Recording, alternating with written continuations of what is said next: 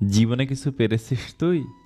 কখন থেকে বলছি ফুচকা খাবো, তাও খেতে দিচ্ছিস না তুই। রাগে ফুসফুস করতে করতে বলে উঠল পায়েল। অন্তু নিরহ চোখে পায়েলের দিকে তাকিয়ে। বেচারা বেশ দোটানায় ভুগছে। একবার মনে হচ্ছে ফুচকা খেলে পায়েল অসুস্থ হয়ে যাবে, আর একবার মনে হচ্ছে পায়েলের চাওয়াটা পূর্ণ না করলে মনটা কষ্ট পাবে। শপিং মলে এসে এমন পরিস্থিতিতে পড়তে হবে নিজের রাগী বউটাকে নিয়ে, জানলে আসতোই না অন্তু। এখন তো আদ্রকে ইচ্ছে মতো বকতে ইচ্ছে করছে তার, কিন্তু সে তো আরেক বাঘ। দেখা যাবে এক থাপ্পড় দিলে বেচারা অন্তু শেষ। পায়েল জুয়েলারি দোকানে দাঁড়িয়ে রাগে গিজগিজ করছে। তুলি, আমরিন, রিমি, সাগর সবাইকে নিয়ে শপিং করতে এসেছে আদ্র। বিয়ের শপিং কিছুদিন আগেই শেষ করেছে, তবু আজ বন্ধু বান্ধব বোনদের নিয়ে শপিং করতে এসেছে। পায়েলকে রাখতে দেখে সবাই এগিয়ে আসলো।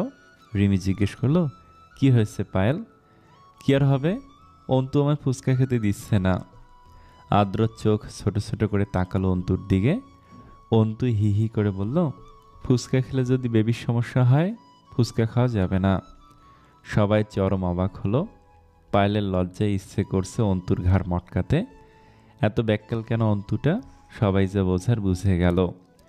অন্তু সবাইকে নিয়ে দ্রুত বাইরে এসে ফুচকা স্টলের সামনে হাজির হলো। পায়েল তো খুশিতে আত্মহারা। অন্তুর দিকে তাকিয়ে দাঁতে দাঁত চেপে বলল, দেখলে আদ্র, নিয়ে এসেছে, তার মানে কোনো সমস্যা হবে না। বাসায় যাই, তারপর মজা বুঝবা। অন্তু পায়েলের কথায় পাত্তা না দিয়ে নিজে ফুচকা খেতে লাগলো। পায়েল মুখ বেঁকিয়ে ফুচকা খাওয়ায় মনোযোগ দিল। তুলি ওদের খুনসুটি দেখে হালকা হাসল। মনটা ভালো লাগায় ছেয়ে গেল। বাবা মা হবে কয়েক মাস পর দুজন, অথচ এখনও পাল্লা দিয়ে ঝগড়া করে। হুম, এগুলো তুলির কাছে ঝগড়া নয়, খুনসুটিময় ভালোবাসা মনে হয়। কাঁধে কারো স্পর্শ পেতেই চোখ ফিরিয়ে তাকালো তুলি। আদ্র ঠোঁটের কোণে মৃদু হাসি বহমান। তুলির কানের কাছে মুখ নিয়ে ধীর স্বরে বলে উঠল, তোমার অংশ আমার গর্ভে হলে পায়েলের মতো অভিমান করার সুযোগ দিব না, বরং দুজন মিলে রাতের আধারে জমিয়ে ফুচকা খাবো। খাবে তো তুলা? কান গরম হয়ে গেল তুলির। লজ্জালো হাসি ফুটে উঠল দু ঠোঁটে। আদ্র হাতটা খামছে ধরে মাথা নেড়ে সায় দিল। আদ্র মুগ্ধ দৃষ্টিতে লজ্জামাখা চেহারায় চোখ বুলিয়ে সবার অগোচরে তুলিকে এক হাতে জড়িয়ে নিল। নিচু স্বরে বলল, আমি কিন্তু বেস্ট বাবা হব তুলা। গায়ে হলুদ জামদানির শাড়ি জড়িয়ে আমরিন চুলে বেনুনি করে একটা সাদা গোলাপ গেঁথে নিল। নিজেকে আয়নায় ভালো করে অবলোকন করে ঘুরে দাঁড়াতেই ঠাস করে বাড়ি খেলো কারো বুকে। ব্যথায় টনটনিয়ে উঠল নাকটা। রাগ নিয়ে নাক ঘষতে ঘষতে চোখ উপরে তুলতেই নিবিড়ের অগ্নিদৃষ্টি দেখে চুপসে গেল। নিচু স্বরে জিজ্ঞেস করলো, কি হলো, এভাবে রেগে আছো কেন? সাদা পাঞ্জাবির সাথে রাগ মানানসই নয়। কথাটা বলে হালকা হাসলো। নিবিড় ড্রেসিং টেবিলের ওপর থেকে চশমাটা নিয়ে আমরিনের চোখে পরিয়ে দিল। তাজ্জব বনে গেল আমরিন। বিস্ফোরিত গলায় বলে উঠল, আজ আমি চশমা পরবো না নিবিড়, শাড়ির সাথে চশমা ভালো লাগবে না। চশমা না পরলে চোখ খুলে সাজিয়ে রাখবো। দাঁতে দাঁত চেপে বলল নিবিড়। আমি জানতাম ডাক্তারগুলো এত ভয়ানক হয়। যেদিন আমি ডাক্তার হব না, দেখবেন সেদিন আপনার হৃৎপিণ্ডটাই খুলে নিয়ে আসব। আমরিনের মুখে এরকম অদ্ভুত কথা শুনে ফিক করে হেসে দিল নিবিড়। হাসি দেখে গা জ্বলে উঠল আমরিনের। ভুরু কুঁচকালো নিবিড়ের দিকে চেয়ে। কোমর জড়িয়ে আমরিনকে কাছে এনে নিবিড় হাসিটা বজায় রেখে বলল, তুমি কবে থেকে তুলি ভাবির মতো অদ্ভুত কথা বলা শুরু করলে বউ? হৃৎপিণ্ড খুলে নিতে হবে না, আমার হৃৎপিণ্ডটা জুড়ে তো তোমারই দখল। নিবিড়ের মুখের কথা শুনে সবটুকু রাগ উবে গেল আমরিনের। ঠোঁট দুটো প্রসারিত করে বলে উঠল, তুলির বেস্ট ফ্রেন্ড হয়েছি যখন, একটু আধটু বলতেই হয়। এখন কি আমাকে ছাড়বেন? হলুদের ফাংশন শুরু হয়ে যাবে, তুলিকে বসিয়ে এসেছি রুমে, ওকে নিয়ে নিচে যেতে হবে তো। যেতে দিতে পারি, তবে একটা শর্ত আছে। কি শর্ত?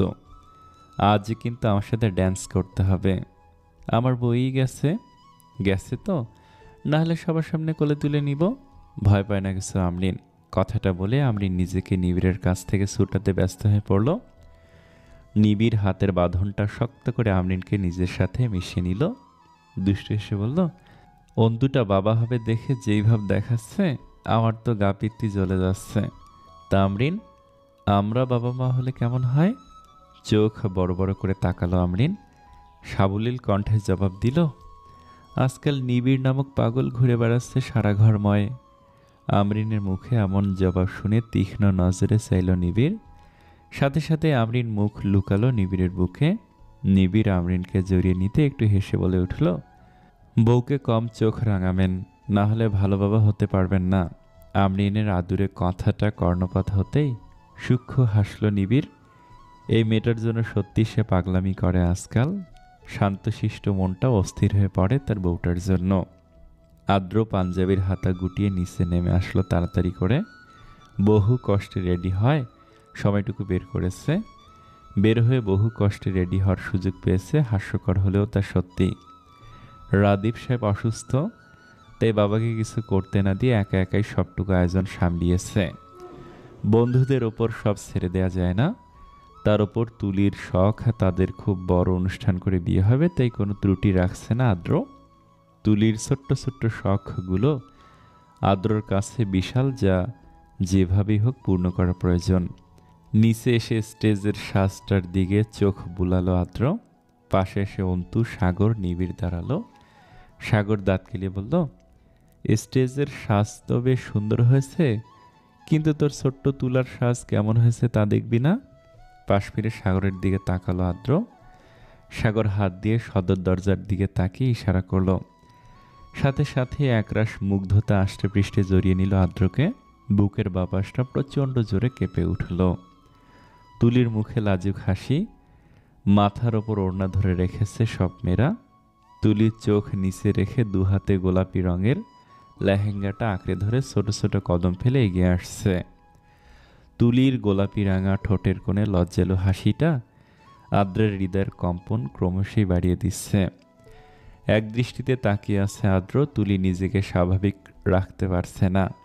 লজ্জায় মাথা তুলেও সামনের দিকে চাইতে পারছে না। না দেখেও তুলির মন টানছে আদ্র তার দিকে অপলকভাবে চেয়ে আছে, যা ভেবে লজ্জায় নত হয়ে পড়ছে সে।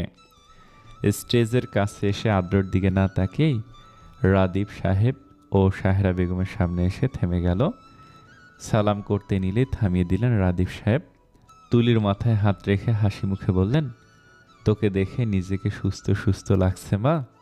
তোকে কতটা সুন্দর লাগছে তোর বাবা ঠিক বলে বোঝাতে পারবে না। শুধু এতটুকুই বলবো, যতদিন বাঁচবি তোর মুখে যেন এই হাসির রেখাটা থাকে।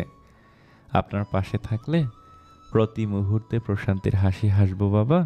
ধীর স্বরে কথাটা বলল তুলি। রাদীপ সাহেব তুলির হাতটা ধরে আদ্রর পাশে নিয়ে দাঁড় করালো। কেঁপে উঠল তুলি। আদ্রর কাছে আসতেই বুকে উতাল পাতাল ঢেউ গর্জে উঠল।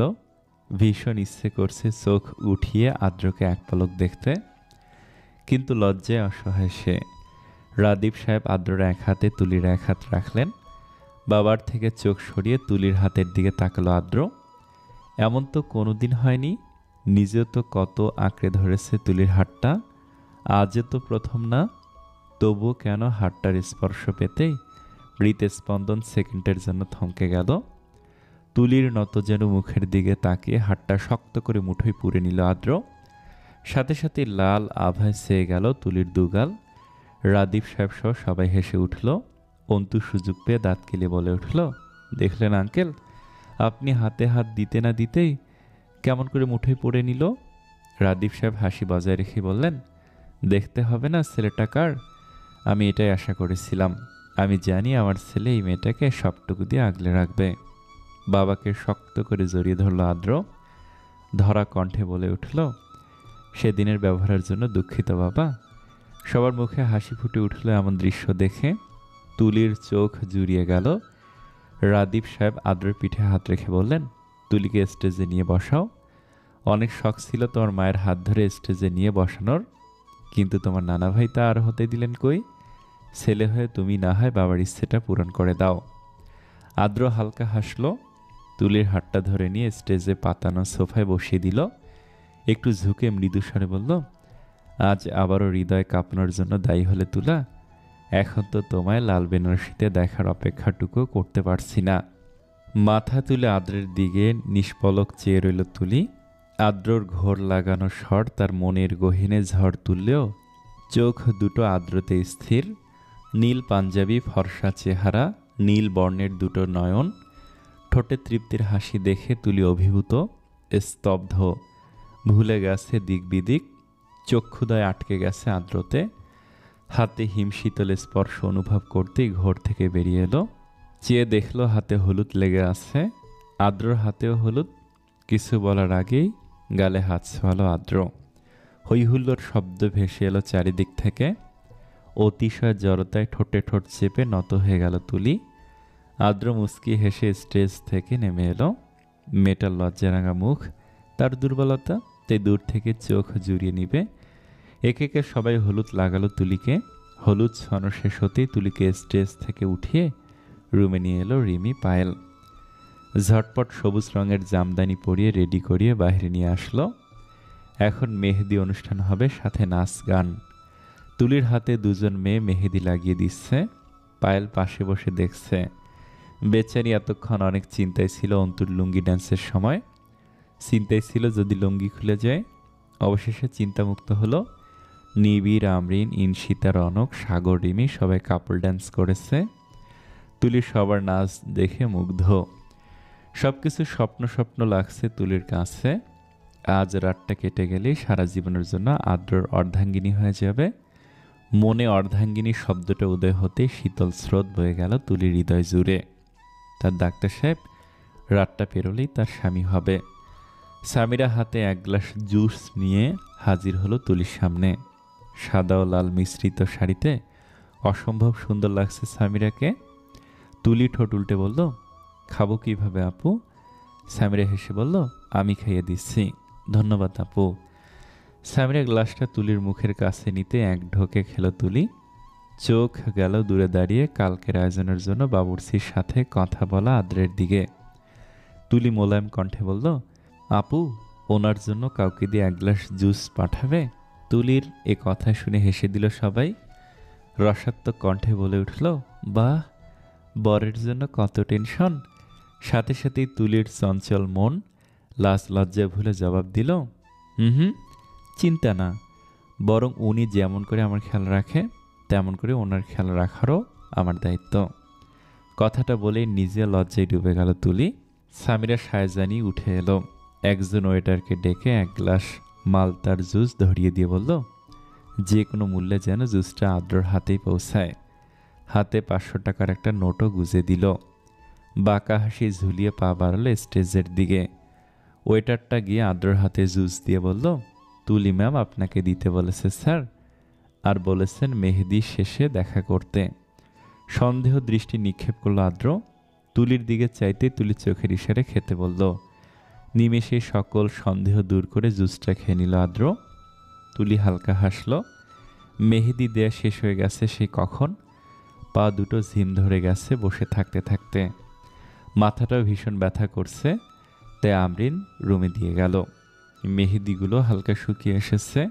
আচ্ছা, আদ্র কি আমার মেহেদি রাঙা হাতটা দেখবে না? আনমনে কথাটা বলে স্মিত হাসল তুলি। ড্রেসিং টেবিলের ওপর থাকা ফোনটা বেজে উঠল আওয়াজ তুলে। ঘড়ির দিকে তাকাতেই দেখল রাত 1টা বাজে। এমন সময় কে ফোন দিল? ফোনটা রিসিভ করতে একটা মেয়েলির স্বর ভেসে আসলো কানে। তীব্র কাশির চোটে কিছু বলতে পারছে না তুলি। ফোনটা টেবিলে রেখে হাত মুখ ধুয়ে আসলো। গলাটা জ্বলে যাচ্ছে। পানি খেয়ে মোবাইলটা নিয়ে রুমের বাইরে সিঁড়ির কাছে এসে নাম্বারটা ডায়াল করলো। নাম্বারটা থেকে অনেকগুলো কল এসেছে। রিসিভ হতে ওপাশ থেকে কিছু কথা ভেসে এলো। তুলির চোখে মুখে চিন্তার রেখা দৃশ্যমান হলো। বেমালুম ভুলে গেছিল সে বিষয়টা। নিচু স্বরে বলল, আসলে আমার খেয়াল ছিল না। এই নাম্বারে আমার হোয়াটসঅ্যাপ আছে, পিক তুলে পাঠিয়ে দিবেন প্লিজ। সমস্যা কি? ওপাশ থেকে মেয়েটা বলে উঠল, ম্যাম আপনার। মেয়েটাকে আর কিছু বলার সুযোগ দিল না তুলি। কিছু একটা চোখে পড়তেই বুকটা ধুক করে উঠল তার। ফোনটা কেটে দিয়ে তড়িঘড়ি করে এগিয়ে গেল সিঁড়ির দিকে। সামিরার কাঁধে আদ্রর এক হাত দেখে কষ্টে বুক ফেটে যাচ্ছে তার। মনে হচ্ছে কেউ হৃৎপিণ্ড বরাবর ছুরি বসিয়ে দিয়েছে। তুলিকে দেখে সামিরা ঢোক গিলল। সামিরার দিকে দৃষ্টি না দিয়ে আদ্রর দিকে পানি ভর্তি চোখ নিবদ্ধ করলো তুলি। স্বাভাবিক লাগছে না আদ্রকে, কেমন অগোছালো লাগছে। আদ্র তো কখনো এমন করে না, এমন ঢুলছে কেন? তুলি সামিরার কাছ থেকে এক প্রকার ছিনিয়ে নিল আদ্রকে, নিজের কাঁধে আদ্রর হাতটা রেখে বলল, কি হয়েছে সামিরা আপু, উনি এমন করছেন কেন? হয়তো আদ্র ড্রিঙ্কস করেছে তুলি। ড্রয়িং রুমে এসে বেসামালভাবে হাঁটতে গিয়ে পড়ে যাচ্ছিল, তাই আমি ভাবলাম রুমে দিয়ে আসি, সবাই তো বাহিরে। অকপটে বলল সামিরা। আদ্র ড্রিঙ্কস করেছে তা কোনো মতেই বিশ্বাস করতে পারছে না তুলি, কিন্তু আদ্রর অবস্থা তাই প্রমাণ করছে। হয়তো নিজের ইচ্ছেতে করেনি। তুলি মলিন কণ্ঠে সামিরাকে উদ্দেশ্য করে বলে উঠল, তুমি যাও আপু, আমি ওনাকে রুমে নিয়ে যাচ্ছি, কিন্তু আমি পারবো। কথাটা বলে আদ্রকে নিয়ে রুমের দিকে পা বাড়ালো তুলি। সামিরা হাত মুঠো করে আক্রোশে ফেটে পড়ল। নিজেকে আজ ব্যর্থ মনে হচ্ছে তার। রুমে এনে আদ্রকে বিছানায় বসিয়ে দিল তুলি। আদ্রর মাথাটা ব্যথায় ছিঁড়ে যাচ্ছে। নেশার ঘোরে মন অবাধ্য হয়ে পড়ছে আদ্রকে বিচলিত দেখে। তুলি টেবিলের ওপর রাখা পানির গ্লাসটা নেওয়ার জন্য উঠে আসলো। ঘাড়ে গরম নিঃশ্বাসের উত্তাপ পেতে গ্লাসটা হাত ফসকে পড়ে গেল ফ্লোরে। থরথর করে কাঁপতে লাগলো অনবরত। তড়িৎ গতিতে ঘুরে দাঁড়াতে চোখ আটকালো আদ্রর নেশাময় চাহনিতে। মনটা কেঁপে উঠল অজানা আশঙ্কায়। আদ্র যে নেশার ঘরে নিজেকে সামলাতে ব্যর্থ, তা নির্দ্বিধায় বুঝতে পারছে। কাঁপা কাঁপা কণ্ঠে কিছু বলতে নিলে ঠোঁটে আঙ্গুল চেপে হুস শব্দ করল আদ্র। কিছুটা নুয়ে পড়তেই এক কদম পিছিয়ে গেল তুলি। আদ্র হাতটা চেপে ধরে নিজের কাছে নিয়ে আসলো। বিস্ময়ে দু চোখ বুজে এলো তুলির। তৎক্ষণাৎ চোখের কার্নিশ বেয়ে গড়িয়ে পড়ল চোখ ভর্তি অশ্রুগুলো। রাতের আধার কাটিয়ে পৃথিবীর বুকে নেমে এসেছে এক স্নিগ্ধময় সকাল। সূর্যের আলোর পাশাপাশি রুমে ধেয়ে আসছে শীতল বাতাস। চার দেয়ালের প্রতিটি কোনায় কোনায় বাতাসের বিচরণ। হাওয়ার তালে কিছুটা নড়ছে আদ্রর কপালে পড়ে থাকা ছোট ছোট চুলগুলো। লোকমুখের কথা ডাক্তারি পড়তে পড়তে মাথার অর্ধেক চুল খোয়াতে হয়, অথচ আদ্র নামক সুদর্শন যুবকের মাথায় চুলেরও কমতি নেই। মানুষটা পারফেক্ট, সব দিক দিয়ে পারফেক্ট। এটা একটা ভুল, নিতান্তই ভুল বাক্য। পৃথিবীতে সবাই পারফেক্ট হয় না, কোনো না কোনো দিক দিয়ে ত্রুটি শূন্যতা থেকেই যায়। যেমন আদ্ররও আছে। দেখতে সুদর্শন হলেও তার রয়েছে চরম দুর্বলতা। তার দুর্বলতা একটা মেয়েকেই কেন্দ্র করে। 28 বছরের এই সুদর্শন যুবকের দুর্বলতা 18 বছরের তুলিকে ঘিরে। হঠাৎ একটা দমকা হাওয়ায় রুমের সাদা পর্দাগুলো এলোমেলোভাবে উঠতে লাগলো। নিমেষে সূর্যের কিরণ বিলুপ্ত হয়ে রুমটায় হিমশীতল ঠান্ডায় পরিণত হলো। এক নজরে আদ্রর ঘুমন্ত চেহারায় দৃষ্টিপাত করে রেখেছিল তুলি। বাতাস এসে জ্বালাতন করায় নাচে আদ্রর সামনে থেকে উঠতে হলো তার। ধীর পায়ে হেঁটে ব্যালকনির কাছে এসে কাঁচের দরজাটা লাগাতে নিলে বাতাসের দাপটে উঠতে লাগলো খোলা হালকা ভেজা চুল ও শাড়ির আঁচলটা। আকাশের দিকে তাকালো তুলি। আকাশ জুড়ে মেঘের খেলা। হয়তো আজ বৃষ্টি হবে, নয়তো আসবে কোনো প্রকার প্রকাণ্ড ঝড়। তারই পূর্বাভাস দিয়ে যাচ্ছে কালো মেঘ এবং এই দমকা হাওয়া। দরজার কাছে দাঁড়িয়ে চোখ বুঝে নিল তুলি। বাতাস এসে চোখে মুখে দোলা দিয়ে যেতেই ঠোঁটের কোণে ফুটে উঠল মৃদু হাসির ঝলক। মনের কোণে ভেসে উঠল কিছু মুহূর্ত। আশ্চর্য, তুলির মন বিষাদে ছেয়ে যাচ্ছে না। কোনো তিক্ততাও তাকে গ্রাস করতে পারছে না। বিষাক্ত অনুভূতি হৃদয় পটে জমাট হতে অক্ষম। তুলির কাছে সব কিছুই নিছক সত্য, একটাই আদ্র ভালোবাসা। তুলির ঠোঁট দুটো আলগা হয়ে এলো। মিনমিন স্বরে উচ্চারিত হলো, একটা আহত মন, ক্ষত বিক্ষত হৃদয় নিয়ে কোনো এক বসন্তে আপনার দুয়ারে এসে দাঁড়িয়েছিলাম।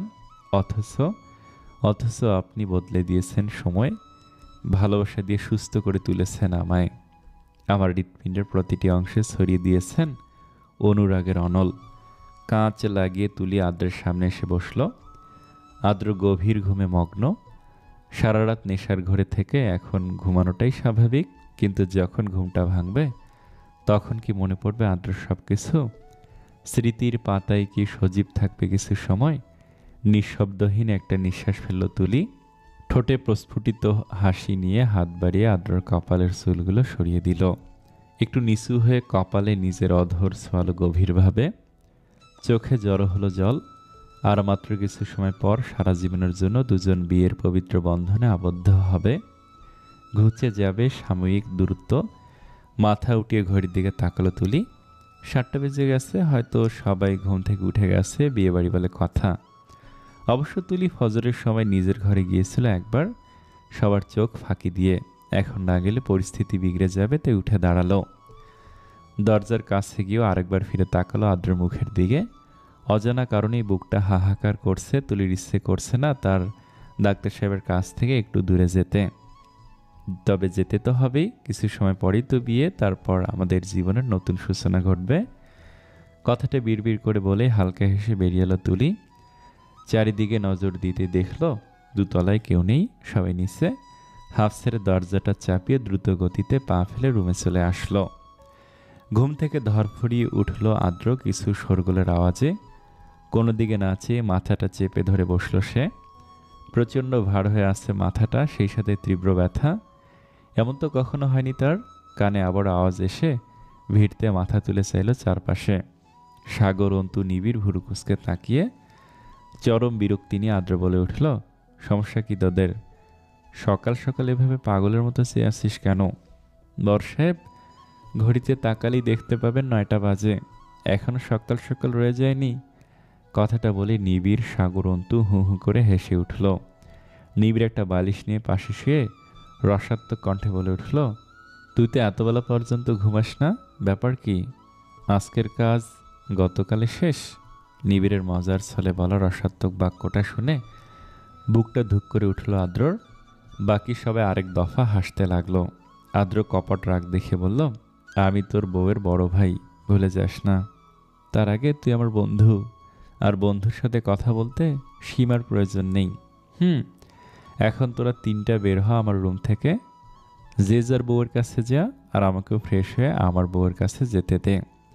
আদ্রর কথা শুনে চোখ ছোট ছোট করে চাইল 3জন। সাগর কপালে ভাঁজ ফেলে বলল, একটু পরেই তো বিয়ে ভাই, এখনই যেতে হবে তোর? যেতে হবে? যদি মাইর না খেতে চাস ফুট এখান থেকে। মায়ের খাওয়ার কথা শুনে উঠে দাঁড়ালো অন্তু। যেতে যেতে বলল, পায়েল বোধহয় আমাকে ডাকছে, বেবির সেবা করতে হবে তো। সাগর ও নিবিড় একসাথে বলে উঠল, পায়েল বাঘিনী, অথচ তার বর ভেজা বিড়াল। দুজনে না পেরে চলে গেল রুম থেকে। ওরা যেতে আদ্র বিছানা থেকে উঠে দরজাটা ঠাস করে লাগিয়ে দিল। ওয়াশরুমে এসে চোখে মুখে পানি দিয়ে কাল রাতের কথা স্মরণ করার চেষ্টা করলো। আদ্রের স্পষ্ট মনে আছে জুস খেয়েছিল সে। খাওয়ার কিছু সময় বাদে তুলির সাথে দেখা করার জন্য বাড়ির ভিতরে এসেছিল। সামিরার উপস্থিতিও ঝাপসা হয়ে স্মৃতির পাতায় বিচরণ করছে। মাথার চুল টেনে মনে করার চেষ্টায় লেগে পড়ল আদ্র। তার মন টানছে, অপ্রত্যাশিত কিছু ঘটেছে গত রাতে। বহু চেষ্টার পরও মনের আরশিতে ভেসে উঠল তুলির চোখ বুজে থাকা শ্যামল মুখশ্রীটা। থমকে গেল আদ্র, গলা শুকিয়ে এলো তার। হৃদয় নিংড়ানো ভয় চেপে ধরল আষ্টে পৃষ্ঠে। আয়নার চোখ যেতেই মনের আশঙ্কাটা পরিণত হলো যন্ত্রণায়। তাড়াতাড়ি করে ফ্রেশ হয়ে ব্যালকনিতে এসে এক লাফে তুলির বারান্দায় উপস্থিত হলো।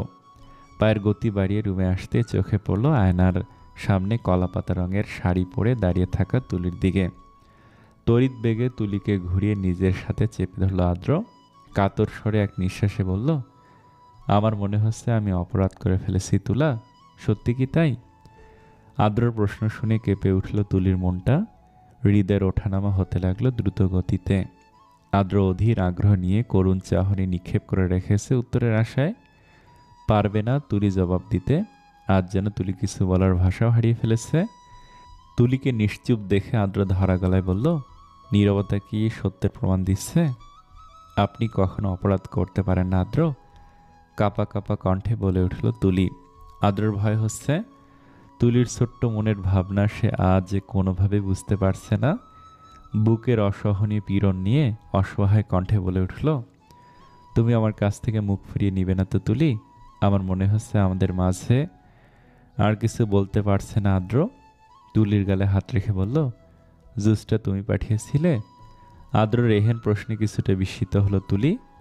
সাবলীলভাবে জবাব দিল, আমি সামিরা আপুকে বলেছিলাম, উনি পাঠিয়েছেন। ব্যাস, যা বোঝার বুঝে গেল আদ্র। স্বামীর উদ্দেশ্য বেশ ঠাহর হয়েছে তার। ছলছল চোখে তাকিয়ে থাকা তুলির দিকে তাকাতেই আদ্রর অন্তরাত্মা কেঁপে উঠল। মেয়েটার চোখে মুখে লজ্জার ছাপ নেই। আজ যা আদ্রকে পোড়াচ্ছে ভীষণভাবে। তুলির ললাটে ঠোঁটের স্পর্শ দিয়ে কপালে কপাল ঠেকালো আদ্র। করুণ স্বরে বলে উঠল, যদি কিছু হয়েও থাকে তবে মুহূর্তগুলো অবৈধ ছিল না তুলা। আমি অপেক্ষা করব আরও একটাবার তোমাকে আপন করে নেওয়ার। তুলির মেহেদি রাঙা দুহাতে চুমু এঁকে আস্তে আস্তে দুহাত ছেড়ে দিতে লাগলো আদ্র। এক পলকে হাতের দিকে তাকিয়ে রইল তুলি। মনটা আনসান করছে আজ। বড্ড কু ডাকছে, ইচ্ছে করছে আদ্রর হাতটা দুহাতে শক্ত করে আঁকড়ে ধরতে। ধীরে ধীরে চলে গেল আদ্র। দরজায় কড়া নাড়ার শব্দে ঘরের সমাপ্তি ঘটল তুলির। খুলে দিতে আমরিন, ইনশিতা, পায়েল, রিমি, ঝুমুকে দেখে মৃদু হাসল। আমরিনের হাতে বিয়ের বেনারসি, ঝুমুর হাতে নাস্তার প্লেট। নিঃশব্দে খাটে এসে বসল তুলি। ঝুমু তুলির দিকে তাকিয়ে বলল, বাহ, গোসল করে নিয়েছ, বেশ ভালো হয়েছে। নাস্তা করতে তো নিচে যাওনি, এখন ঝটপট খেয়ে নাও। অলরেডি 10টা বেজে গেছে। সাজানো এখন থেকে শুরু করে দিতে হবে। নামাজের পরেই তো বিয়ের কার্য সম্পূর্ণ করা হবে। তুলি সায়জা নিয়ে খেয়ে নিল। আমরিন তুলির চুলগুলো ড্রায়ার দিয়ে শুকিয়ে দিল। একটু পর পার্লারের মেয়েরা চলে আসবে। পায়েল, রিমি সবার সাথে টুকটাক কথা বলতে কেটে গেল কিছু সময়। সায়রা বেগম পার্লারের মেয়েগুলোকে রুমে নিয়ে এসে বাকি সবাইকে তাড়া দিল রেডি হওয়ার জন্য। যাওয়ার আগে তুলির থুতনিতে হাত রেখে মেয়ে দুটোর উদ্দেশ্যে বলে গেলেন, আমার মাটাকে এত সুন্দর করে সাজাবে যেন আমার ছেলে চোখের পলক ফেলতেই ভুলে যায়। হবু শাশুড়ির মুখে এমন কথা শুনে লজ্জায় কাটা দিয়ে উঠল তুলির সারা শরীর। মাথা নত রেখে লাজুক হাসিয়ে হাসল। সবাই চলে গেল রুম থেকে। মেয়েগুলোকে বসিয়ে ওয়াশরুমে এসে মুখ ধুয়ে নিল তুলি। আদ্রকে অনুশোচনায় ভুগতে দিবে না সে। বিয়েটা হয়ে গেলেই বলে দিবে সব। লাল বেনারসিটা পরিয়ে তুলিকে সাজিয়ে দিয়ে বের হয়ে গেল মেয়ে দুটো। নিজেকে আয়নায় দেখে অভিভূত হলো তুলি। লাল বেনারসি তো আগেও গায়ে জড়িয়েছে, এতটা মন তো কাড়েনি তার। তবে আজ কেন নিজেকে নিজের কাছে ভালো লাগছে তুলির। বেনারসিটা আদ্রের পছন্দের বলেই কি এমন। শ্বাস প্রশ্বাস ভারী হয়ে আসছে তুলির। কখন আদ্রকে দেখাবে নিজের এই রূপটা। আদ্রকে অপেক্ষা করাতে খুব খারাপ লাগছে তার। সে যে নিজেও ভীষণ অস্থির এক পলক তার ডাক্তার সাহেবকে সাদা শেরওয়ানিতে দেখার। আলতো হেসে চোখ বন্ধ করতেই কারো প্রতিচ্ছবি ভেসে উঠল মনের আঙিনায়। খুশিতে আত্মহারা হয়ে উঠল তুলি। শাড়িটা আঁকড়ে ধরে এগিয়ে যেতেই যেন ধোঁয়াশায় হারিয়ে গেল মানুষটা। আতকে উঠল তুলি। দু চোখ খুলে সামনে রাখা পানির গ্লাসটা নিয়ে ঢকঢক করে খেয়ে নিল। এটা ভ্রম ছিল। আদ্রকে নিয়ে অধিক ভাবার কারণে হয়তো কোনো কল্পনায় হারিয়ে গিয়েছিল। নামাজ শেষে সবে একত্রিত হলো বাগানের স্টেজ করা দিকটায়। খুব সুন্দর করে স্টেজটা সাজানো হয়েছে। কনে ও বরের বাড়ি এক হলেও তুলির বেস্ট ফ্রেন্ড হিসেবে ভাইয়ের কাছ থেকে পই পই করে গেটের টাকা আদায় করেছে আমরিন। স্টেজের পাতলা পর্দা দেয়া এক পাশে আদ্র বসল। নিজের হাতের কাগজটা এগিয়ে দিল কাজী সাহেবের দিকে। কাজী সাহেব কাগজটার দিকে চেয়ে হালকা হাসলেন। সাদা শেরওয়ানিতে আদ্র সবার নজর কাটতে সক্ষম, কিন্তু সে যে অপেক্ষায় আছে তার তুলাকে লাল বেনারসিতে দেখার। ইচ্ছে তো হচ্ছে নিজে গিয়ে কোলে করে নিয়ে আসবে, কিন্তু এতে তার তুলা লজ্জায় মরে যাবে। সেটা ভেবে আদ্র ঠোঁটের কোণে প্রস্ফুটিত মুগ্ধ হাসি ফুটল। কল্পনা এঁকে নিল তুলির লজ্জা রাঙা বধূবেশী মুখটা। অবশেষে আজ দীর্ঘ অপেক্ষার সমাপ্তি ঘটতে চলেছে। আরও একবার প্রাপ্তির খাতায় নাম লেখাতে যাচ্ছে। রাদীপ সাহেব আমরিনকে আদেশ করলেন তুলিকে নিয়ে আসার জন্য। খুশিতে গদগদ হয়ে বাড়ির ভিতরে পা বাড়ালো আমরিন। একবার দেখে এসেছিল তুলিকে, তারপর আর যাওয়া হয়নি। শাড়ির কুঁচিগুলো ধরে তুলির রুমের সামনে এসে দাঁড়ালো। দরজা ঠেলে ভেতরে ঢুকে পুরো স্তব্ধ হয়ে গেল। মাঝরাতে ঢিলা একটা টি শার্ট পরে খালি পায়ে হুড়মুড়িয়ে বাড়ি থেকে বেরিয়ে গেল আদ্র। ছেলেকে এভাবে বেরিয়ে যেতে দেখে বুকটা কেঁপে উঠল রাদীপ সাহেবের। চোখে টলটল করতে লাগলো জল। চশমাটা খুলে চোখের পানি মুছে মেয়ের রুমের সামনে এসে দাঁড়ালেন তিনি। দরজায় করানোর শব্দ পেয়ে ঘুম ছুটে গেল আমরিনের। কিছুক্ষণ আগে চোখ লেগেছিল, আজকাল এবারের কারো চোখে ঘুম সহজে ধরা দেয় না। এই বুঝি আবারও ঘটে গেল কোনো অঘটন। গলায় ওড়নাটা জড়িয়ে দ্রুত গতিতে ছুটে এসে দরজাটা খুলে দিল। দরজা খুলতেই বাবার অসহায় মুখটা দেখে কেঁপে উঠল অন্তরাত্মাটা। রাদীপ সাহেব ভেজা কণ্ঠে বলে উঠলেন, আমি নিরুপায় রে মা, এত রাতে তোদের জাগাতে খারাপ লাগলেও বাধ্য হলাম। আমার ছেলেটা আবারও বেরিয়ে গেছে। নিবিড়কে বলবি একটু আমার সাথে ওর পিছু যাওয়ার জন্য। আমার একার পক্ষে যে ওকে আটকানো সম্ভব না। নিবিড় ঘুম ঘুম চোখে বড় বড় পা ফেলে বেরিয়ে এলো। চিন্তিত মুখে বলল, তাড়াতাড়ি চলুন বাবা, দেরি করলে ওকে খুঁজে পেতে কষ্ট হবে। চলো। রাদীপ সাহেব ও নিবিড় তাড়াতাড়ি করে হাতে টর্চ নিয়ে চলে গেলেন। আমনি সেদিকে চেয়ে থেকে ডুকরে কেঁদে উঠল, বিড়বিড় করে বলল, কেন তুলি, কেন এমন করলি তুই? কেন আমার ভাইকে জ্যান্ত লাশ বানিয়ে হারিয়ে গেলি? এত ভালোবাসার এমন প্রতিদান দিতে পারলি তুই? কে জানতো তোর ছোট্ট চঞ্চল মনের আড়ালে এত নিষ্ঠুরতা লুকিয়েছিল। নিবিড় ও রাদীপ সাহেব দৌড়াতে দৌড়াতে কিছু দূর আসতে আদ্রকে দেখতে পেল। হাঁপিয়ে উঠেছেন তিনি। এ বয়সের ছেলের এত কষ্ট তিনি কোনোভাবেই মেনে নিতে পারছেন না। প্রতিনিয়ত নিজের ছেলেকে চক্ষুদ্বয়ের সামনে ধুকে ধুকে মরতে দেখার মতো কষ্ট ওনার মনটাকে বিষিয়ে দিচ্ছে। সুখের সময়গুলো বোধহয় তার জীবন থেকে হারিয়ে গেল। আদ্র অনবরত ফোন করে যাচ্ছে কাউকে, চোখে মুখে রাগের ছাপ। নিবিড় গিয়ে পাশে দাঁড়াতেই বিরক্তিতে ভুরু কুঁচকালো, তীক্ষ্ণ মেজাজ নিয়ে বলে উঠল, মাঝ রাতেও শান্তি দিবি না তোরা? আবার চলে এলি? পাগল পেয়েছিস আমাকে? সবসময় পিছু কেন নিচ্ছিস? আমার শান্তি চাই, শান্তি। কেঁপে উঠল নিবিড়ের হৃদয়টা। ল্যাম্পপোস্টের আলোয় আদ্রর বিরক্ত মাখা চেহারাটা দেখে আজ ভীষণ কষ্ট অনুভব হচ্ছে তার।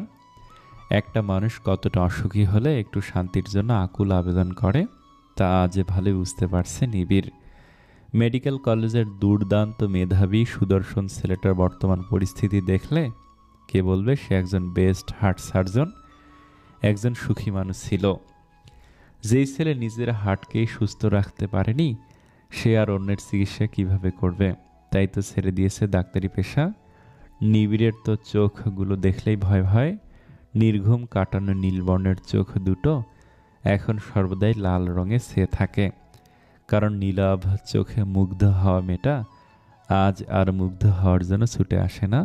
নিবিড় উত্তপ্ত একটা শ্বাস ছেড়ে বলল, বাসায় চল আদ্র, রাত 2টো বাজে। এত রাতে তুই তুলি ভাবিকে খুঁজে পাবি না। খুঁজলে অবশ্যই পাবো। তোরাই তো আমার তুলাকে আমায় খুঁজতে বাধা দিচ্ছিস। আমি আমার তুলাকে ঠিকই খুঁজে বের করব। নিবিড়ের চোখের কোণে জমে থাকা জলটা গড়িয়ে পড়ল। শার্টের হাতা দিয়ে মুছে ধরা গলায় বলে উঠল, আর কত খুঁজবি আদ্র? 4 মাস ধরেই তো পাগলের মতো খুঁজে বেড়াচ্ছিস। কখনো কুমিল্লা যাচ্ছিস, আবার ঢাকা ফিরে আসছিস, তো কখনো ঢাকার অলিতে গলিতে হেঁটে বেড়াচ্ছিস। কত শত লোক লাগিয়ে রেখেছিস ভাবিকে খোঁজার জন্য, তবুও কেন এত অস্থির হয়ে পড়ছিস? রাত বিরাতে কেন খোঁজার জন্য পাগলামি করছিস? ফিরে চল ভাই, একবার তাকিয়ে দেখ তোর বৃদ্ধ বাবার দিকে। লোকটা তোর জন্য ছুটে এসেছে। তোর কষ্ট আমাদের ঘুমোতে দেয় না। আমাদের বুকটা ফেটে যায় আদ্র। আমরা সবাই মিলে তো খুঁজছি। যে মানুষটি ইচ্ছে করে হারিয়ে যায় পৃথিবীতে তাকে খুঁজে বের করা খুবই কঠিন আদ্র, খুবই কঠিন। নিবিড়ের দিকে এক পলক চেয়ে রাদীপ সাহেবের ছলছল চোখে দৃষ্টি রাখল আদ্র। আচমকে ওনার পা জড়িয়ে বসে পড়ল রাস্তায়। চমকে উঠলেন রাদীপ সাহেব। নিমেষে হার্টের ব্যথাটা বেড়ে গেল। আদ্র কণ্ঠে আকুলতা নিয়ে বলে উঠল, বাবা, জীবনে একবার আপনার সামনে কেঁদেছিলাম তুলিকে পাওয়ার জন্য। আজ আপনার পা জড়িয়ে আমার খুব কাঁদতে ইচ্ছে করছে, বায়না করতে ইচ্ছে করছে। একটু সুখ, একটু শান্তি এনে দিবেন বাবা। আমি একটু স্বস্তির নিঃশ্বাস নিতে চাই। আমার দমটা বন্ধ হয়ে আসে। প্রতিটা মুহূর্তে বুকের বাঁ পাশটায় অসহনীয় পীড়ন হয়। আমি ঘুমোতে পারি না। তুলিকে পেলে সব ঠিক হয়ে যাবে। আমি আমি সুস্থ হয়ে যাব বাবা। আমার কিছু চাই না, শুধু একটুখানি স্বস্তি চাই। আমার তুলিকে চাই। স্যান্ডেল পরা পায়ে তরল কিছুর স্পর্শ অনুভব করতে রাদীপ সাহেব হু হু করে কেঁদে দিলেন। নিজেকে শক্ত রাখতে পারলেন না তিনি। পারলেন না ছেলের চোখের জল দেখে আজ কঠোর থাকতে। একটা সময় ছেলের চোখের জল দেখেও কঠোর থেকেছিলেন। আজ শত চেষ্টা করেও চেয়েও ছেলের জন্য মেয়েটাকে এনে দিতে পারছেন না তিনি। তিনি হাঁটু মুড়ে বসতে নিবিড়ে এগিয়ে এলো। আদ্রর কোনো হেলদোল নেই, একদম নির্জীব হয়ে আছে। আতকে উঠল নিবিড়। রাদীপ সাহেবের বাহুতে হাত রেখে বলে উঠল, বাবা, এখনই আদ্রকে হাসপাতালে নিতে হবে, ওকে স্বাভাবিক লাগছে না। আমি আমরিনকে ফোন দিচ্ছি গাড়ি নিয়ে আসার জন্য। রাদীপ সাহেব আদ্রর বাহু ঝাঁকালো। চোখ মুখ খিঁচে মূর্তির ন্যায় বসে আছে আদ্র। আতঙ্ক ছড়িয়ে গেল রাদীপ সাহেবের মনের ভিতর। ছেলেকে শক্ত করে জড়িয়ে ধরে কাঁদতে লাগলেন তিনি। হাসপাতালের করিডোরে বসে আছে সবাই। সায়রা বেগম কাঁদতে কাঁদতে অসুস্থ হয়ে পড়েছেন। সাগরের হাতটা ধরে নিঃশব্দে চোখের জল ফেলছে রিমি। মাঝ রাতেও ঘুম নেই কারো চোখে। আদ্রর জন্য ছুটে এসেছে সবাই। 5 মাসের অন্তঃসত্ত্বা পায়েল শাশুড়ি শত বাধার পরেও ছুটে এসেছে অন্তুকে নিয়ে প্রাণের বন্ধুর জন্য। অন্তুর হাতটা ধরে বুকে মাথা রেখে নীরবে কাঁদছে সে। কেন তুলি চলে গেল, কোথায় হারিয়ে গেল আদ্রকে এত ভালোবেসে? থাকলে হয়তো আজ পরিস্থিতিটা অন্যরকম হতো। আমরিন একটা দীর্ঘ নিঃশ্বাস ছেড়ে চোখ বুজে ফেলল। স্মৃতির পাতায় ভেসে উঠল এক প্রকাণ্ড ঝড়, সেই দিনটার কথা। আমরিনকে দৌড়ে বেরিয়ে আসতে দেখে উঠে দাঁড়ালো আদ্র। শাড়ি বেজিয়ে পড়ে যেতে নিলে সামলে নিল নিবিড়। আমরিন হাঁপাতে হাঁপাতে আদ্রর হাতে একটা কাগজ দিল। সবাই আতঙ্কিত চোখে চেয়ে আমরিনের দিকে। আদ্র কাগজটা মেলে পড়তে শুরু করলো। ক্ষমা করে দিবেন আদ্র, আমার পক্ষে আপনাকে বিয়ে করাটা কোনোভাবেই সম্ভব না, তাই পালিয়ে যেতে বাধ্য হলাম। নতুন একটা জীবন শুরু করার অনুরোধ রইল নতুন কাউকে নিয়ে। লেখাগুলো পড়ে স্তব্ধ হয়ে গেল আদ্র। নিমিষে মনে হলো তার পায়ের তলা থেকে মাটি সরে যাচ্ছে। পুরো দুনিয়াটা হঠাৎ করে এলোমেলো হয়ে যাচ্ছে। হৃদয়ে শীতল স্রোতের বদলে রক্তক্ষরণ হচ্ছে। কাগজটা হাতের মুঠোয় নিয়ে পাগলের মতো তুলির রুমে ছুটে আসলো। ওয়াশরুম, ব্যালকনি, পুরো বাড়ির আলনাচে কানাচে খুঁজেও তুলির কোনো অস্তিত্ব পেল না। হাঁটু গেড়ে গগন বিদারী চিৎকার করে উঠল আদ্র।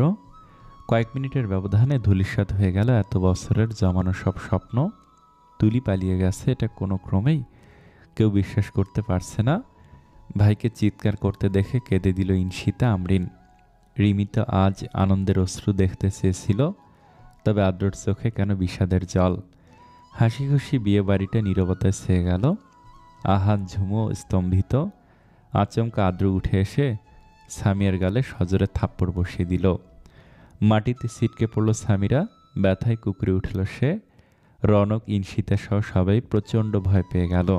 দৌড়ে গিয়ে ইনশিতা সামিরাকে তুলতেই আদ্র ইনশিতাকে সরিয়ে সামিরাকে টেনে সবার সামনে ছুঁড়ে ফেলল। রনক এগিয়ে আসতে রক্তিম দৃষ্টি নিক্ষেপ করল। দমে গেল রনক। আতঙ্কিত স্বর প্রশ্ন করল, সামিরা কি করেছে ভাই? আদ্রর ঠোঁটে তাচ্ছিলের হাসি। সামিরের দিকে তাকে চিৎকার করে বলে উঠল, তুই কি ভেবেছিস তুলিকে সরিয়ে দিলে আমি তোকে বিয়ে করে নেব? কান খুলে শুনে রাখ, তুলি আমার বউ। কাবিন নামে স্বাক্ষর করে অনেক আগেই ওকে আমি নিজের অর্ধাঙ্গিনী বানিয়ে নিয়েছি। তোর সব চেষ্টা বৃথা। নাকি মেরিট ছেলেকেও বিয়ে করতে চাস তুই? আদ্রর কথা শুনে সবাই অবাকের শীর্ষ পর্যায়ে পৌঁছে গেল। সবার মাথায় যেন আকাশ ভেঙে পড়ল এটা জেনে আদ্র আগেই বিয়ে করে নিয়েছে। রাদীপ সাহেব একটুও চমকালেন না। তিনি বিষয়টা জানতেন। সামিরা ভর্ত চোখে চেয়ে থেকে কাঁপা কাঁপা গলায় বলল, আমি তুলিকে কিছু করিনি আদ্র। রাগটা দ্বিগুণে পরিণত হলো। হাঁটু গেড়ে হাতের ছুরিটা দিয়ে সামিরার হাতে আঁচড় করতে চিৎকার করে উঠে কেঁদে উঠল সামিরা। রনক এগিয়ে এসে বোনকে আগলে নিল। কপাট রাগ দেখে বলল, পাগল হয়ে গিয়েছেন আপনি আদ্র ভাই? কি করছেন এসব? হ্যাঁ হ্যাঁ, আমি পাগল হয়েছি, পাগল। তোর বোনকে বল আমার বউকে বের করে দিতে, নয়তো আজ ওর লাশ ফেলবো এখানে। তুই জানিস তোর বোন কাল আমার শরবতে অ্যালকোহল মিশিয়ে আমার সাথে অবৈধভাবে মিলিত হওয়ার ফন্দি এঁটেছিল। আমাকেও তুলিকে আলাদা করতে চেয়েছিল, কিন্তু সফল হয়নি। আমার তুলি ঠিক সামলে নিয়েছে। ও কখনো আমায় ছেড়ে যেতে পারবে না। আমি ওর অস্তিত্বে মিশে আছি, আমাকে ছাড়াও বাঁচবে না। তোর বোনকে বল আমার তুলিকে ফিরিয়ে দিতে। বিষিয়ে উঠল রনকের মনটা। সেই সাথে বিমূর্ত রূপ নিয়ে দাঁড়িয়ে আছে সবাই। রনক সামিরের দিকে তাকিয়ে প্রশ্ন করল, আদ্র ভাই যা বলছে সব সত্যি? তবে আমি তুলিকে কিডন্যাপ করিনি ভাইয়া। তুলি কোথায় আমি কিছুই জানি না। সাথে সাথেই সামিরার গালে থাপ্পড় বসিয়ে দিল রনক। একটা মেরে ক্ষান্ত হয়নি সে, পরপর আরও দুটো থাপ্পড় বসিয়ে আদ্রর হাত ধরে বলল, আমাকে ক্ষমা করে দিন ভাই। সামিরা হয়তো সত্যি বলছে, তুলি ভাবি কোথায় ও হয়তো জানে না। সামিরা নত মস্তকে কাঁদতে কাঁদতে বলে উঠল, কাল আমার উদ্দেশ্য খারাপ ছিল, কিন্তু আমি সত্যি বলছি আমি তুলিকে কিছু করিনি। তুমি যা শাস্তি দিবে আমি মাথা পেতে নেব, কিন্তু তুলিকে এনে দেয়া আমার পক্ষে সম্ভব না। ও কোথায় আমার জানা নেই। কথা না বাড়িয়ে আদ্র বেরিয়ে পড়ল তুলির খোঁজে। আহান, রনক, অন্তু, সাগর, নিবিড় সবাই মিলেও খুঁজে পেল না তুলিকে। আদ্র সোর্স ব্যবহার করেও তুলির কোনো হুদিস পেল না। তুলিবিহীন ধূসর মরুভূমি পৃথিবীটা আদ্রর কাছে। পৃথিবীর সব রং যেন বিবর্ণ হয়ে গেছে, পরিণত হয়েছে ধূসর কিংবা সাদা কালোতে। মেঘে ছেয়ে গেছে তারার মেলায় মুখরিত হয়ে থাকা আকাশটা। ঘুম হারাম করে প্রতিটা দিন প্রতিটা মুহূর্ত শান্তির খুঁজে ছুটে বেড়াচ্ছে সে। যেখানে প্রিয় মানুষটা হারিয়ে গেলে ছেলেরা সন্ন্যাসীর রূপ ধারণ করে, মাদকাসক্ত হয়ে পড়ে, সেখানে আদ্র 5 ওয়াক্ত নামাজ আদায় করে মুনাজাতে তার তুলাকেই চেয়ে যাচ্ছে। সবার ভালোবাসার ধরন আলাদা। কেউ কেউ হারিয়ে অতি শোকে পাথর হয়ে যায়, আবার কেউ কেউ পাহাড় সম যন্ত্রণা নিয়েও ফিরে পাওয়ার জন্য চেষ্টা করে যায়। আদ্রর দুর্বলতা আদ্রকে গ্রাস করেই নিল। তুলি শুধু নিজে যায়নি, নিয়ে গেছে আদ্রর বেঁচে থাকার অবলম্বনটুকু। ডাক্তার বেরিয়ে আসতেই নিবিড় এগিয়ে এলো। ডাক্তার ইশতিয়াক চিন্তিত মুখে বললেন, কতবার বলেছি ডক্টর আদ্র আহনাফ যেন কোনো স্ট্রেস না নেয়। উনি আমার কথা একদমই শুনছেন না। উনি একজন হার্ট সার্জন, ওনার হার্ট সম্পর্কে বেটার ধারণা আছে, তবুও কেন উনি এমন করছেন বুঝতে পারছি না। উনি নিজেও জানেন এমন চলতে থাকলে একসময় কার্ডিয়াক অ্যারেস্ট হয়ে মারা যেতে পারেন। কথাটা বলে সূক্ষ্ম একটা নিঃশ্বাস ছাড়লেন ডক্টর ইশতিয়াক। সায়রা বেগম সবটুকু শুনতে পেয়ে কান্নায় ভেঙে পড়লেন। ওনার খুব অভিমান জমেছে তুলির প্রতি। এত করে বলেও কিভাবে পারল মেয়েটা তার ছেলেকে ছেড়ে যেতে। নিবিড় করুণ স্বরে বলল, আমরা ভেতরে যেতে পারি? আসুন। সায়রা বেগম ও রাদীপ সাহেবকে নিয়ে আমরিন ও নিবিড় কেবিনে গেল। সবাইকে দেখে মৃদু হাসল আদ্র। সায়রা বেগমের চোখের পানি মুছিয়ে দিয়ে বলল, সামান্য একটু বুকের বা পাশটা ব্যথা করছিল, তোমার পুত্রবধূ ফিরে আসলে ঠিক এটার উপশম হয়ে যাবে। আদ্রর হাতটা ধরে হাউমাউ করে কেঁদে দিলেন সায়রা বেগম।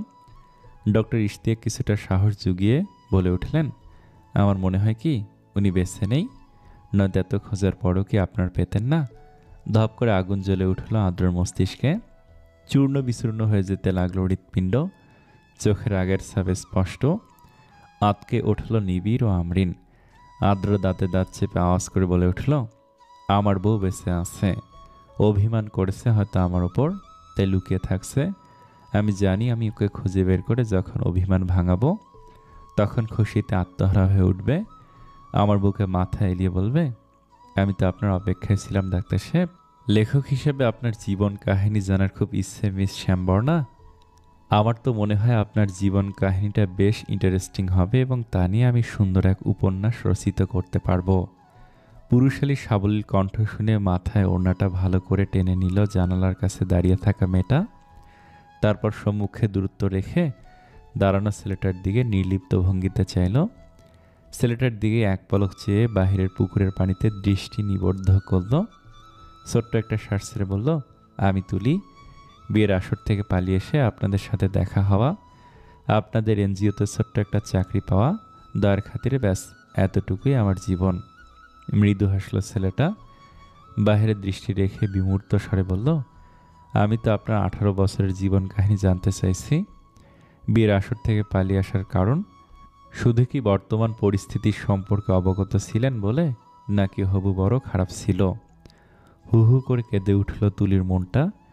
গলায় কঠোরতা রেখে তুলি জবাব দিল, ওনার মতো ছেলে হয়তো আপনি লাখে একটাও খুঁজে পাবেন না, আর না কোনো মেয়ে আমার মতো ভালোবাসা পাবে। তাহলে পালিয়ে কেন এলেন? যার এতটা প্রশংসা করছেন, এতটা ভালোবাসেন, তার কাছে কি একটি বারও বলতে পারলেন না সবটা খুলে? তার কি জানার অধিকার ছিল না? জানার চেয়ে ভালো থাকার অধিকার ছিল তার। তৎক্ষণাৎ চূর্ণ বিচূর্ণ হয়ে যেত তার মনটা। আমাকে কোনো ক্রমেই ছাড়ত না, তবে প্রতিটা মুহূর্তে মরণ যন্ত্রণা পেত। সময়ের স্রোতে একসময় তার জীবনটা বরবাদ হয়ে যেত। যাকে নিজের জীবনের চেয়ে বেশি ভালোবাসতাম, তার এত সুন্দর জীবনটা আমি কিভাবে নষ্ট করে দিতাম? আপনার কি মনে হয় এখন আপনাকে ছাড়া ভালো আছে? দু চোখ বুজে এলো তুলির। প্রশ্নটা হৃদয় পটে বিচরণ করতে লাগলো, আঘাত করতে লাগলো অনবরত। কে জানতো তার 18 বছরের জীবনে এত কিছু ঘটে যাবে। যাকে ছাড়া এক মুহূর্ত নিজেকে কল্পনা করতে পারত না, পাগলামি করতো তাকে ছেড়ে 4টা মাস থাকতে হবে। ভালো নেই আমি ডাক্তার সাহেব। শরীরে বাসা বাঁধা অসুখের চেয়েও আমার মনের অসুখটা প্রখর। প্রতিটা মুহূর্তে মরণ যন্ত্রণা অনুভব হয় আপনাকে ছাড়া। মাঝে মাঝে মনে হয় বিলীন হয়ে গেছে আমার ভিতরকার অস্তিত্ব। তবুও তবুও আপনার দেয়া ভালোবাসা নিয়ে বাধ্য হয়ে বেঁচে আছি আমি।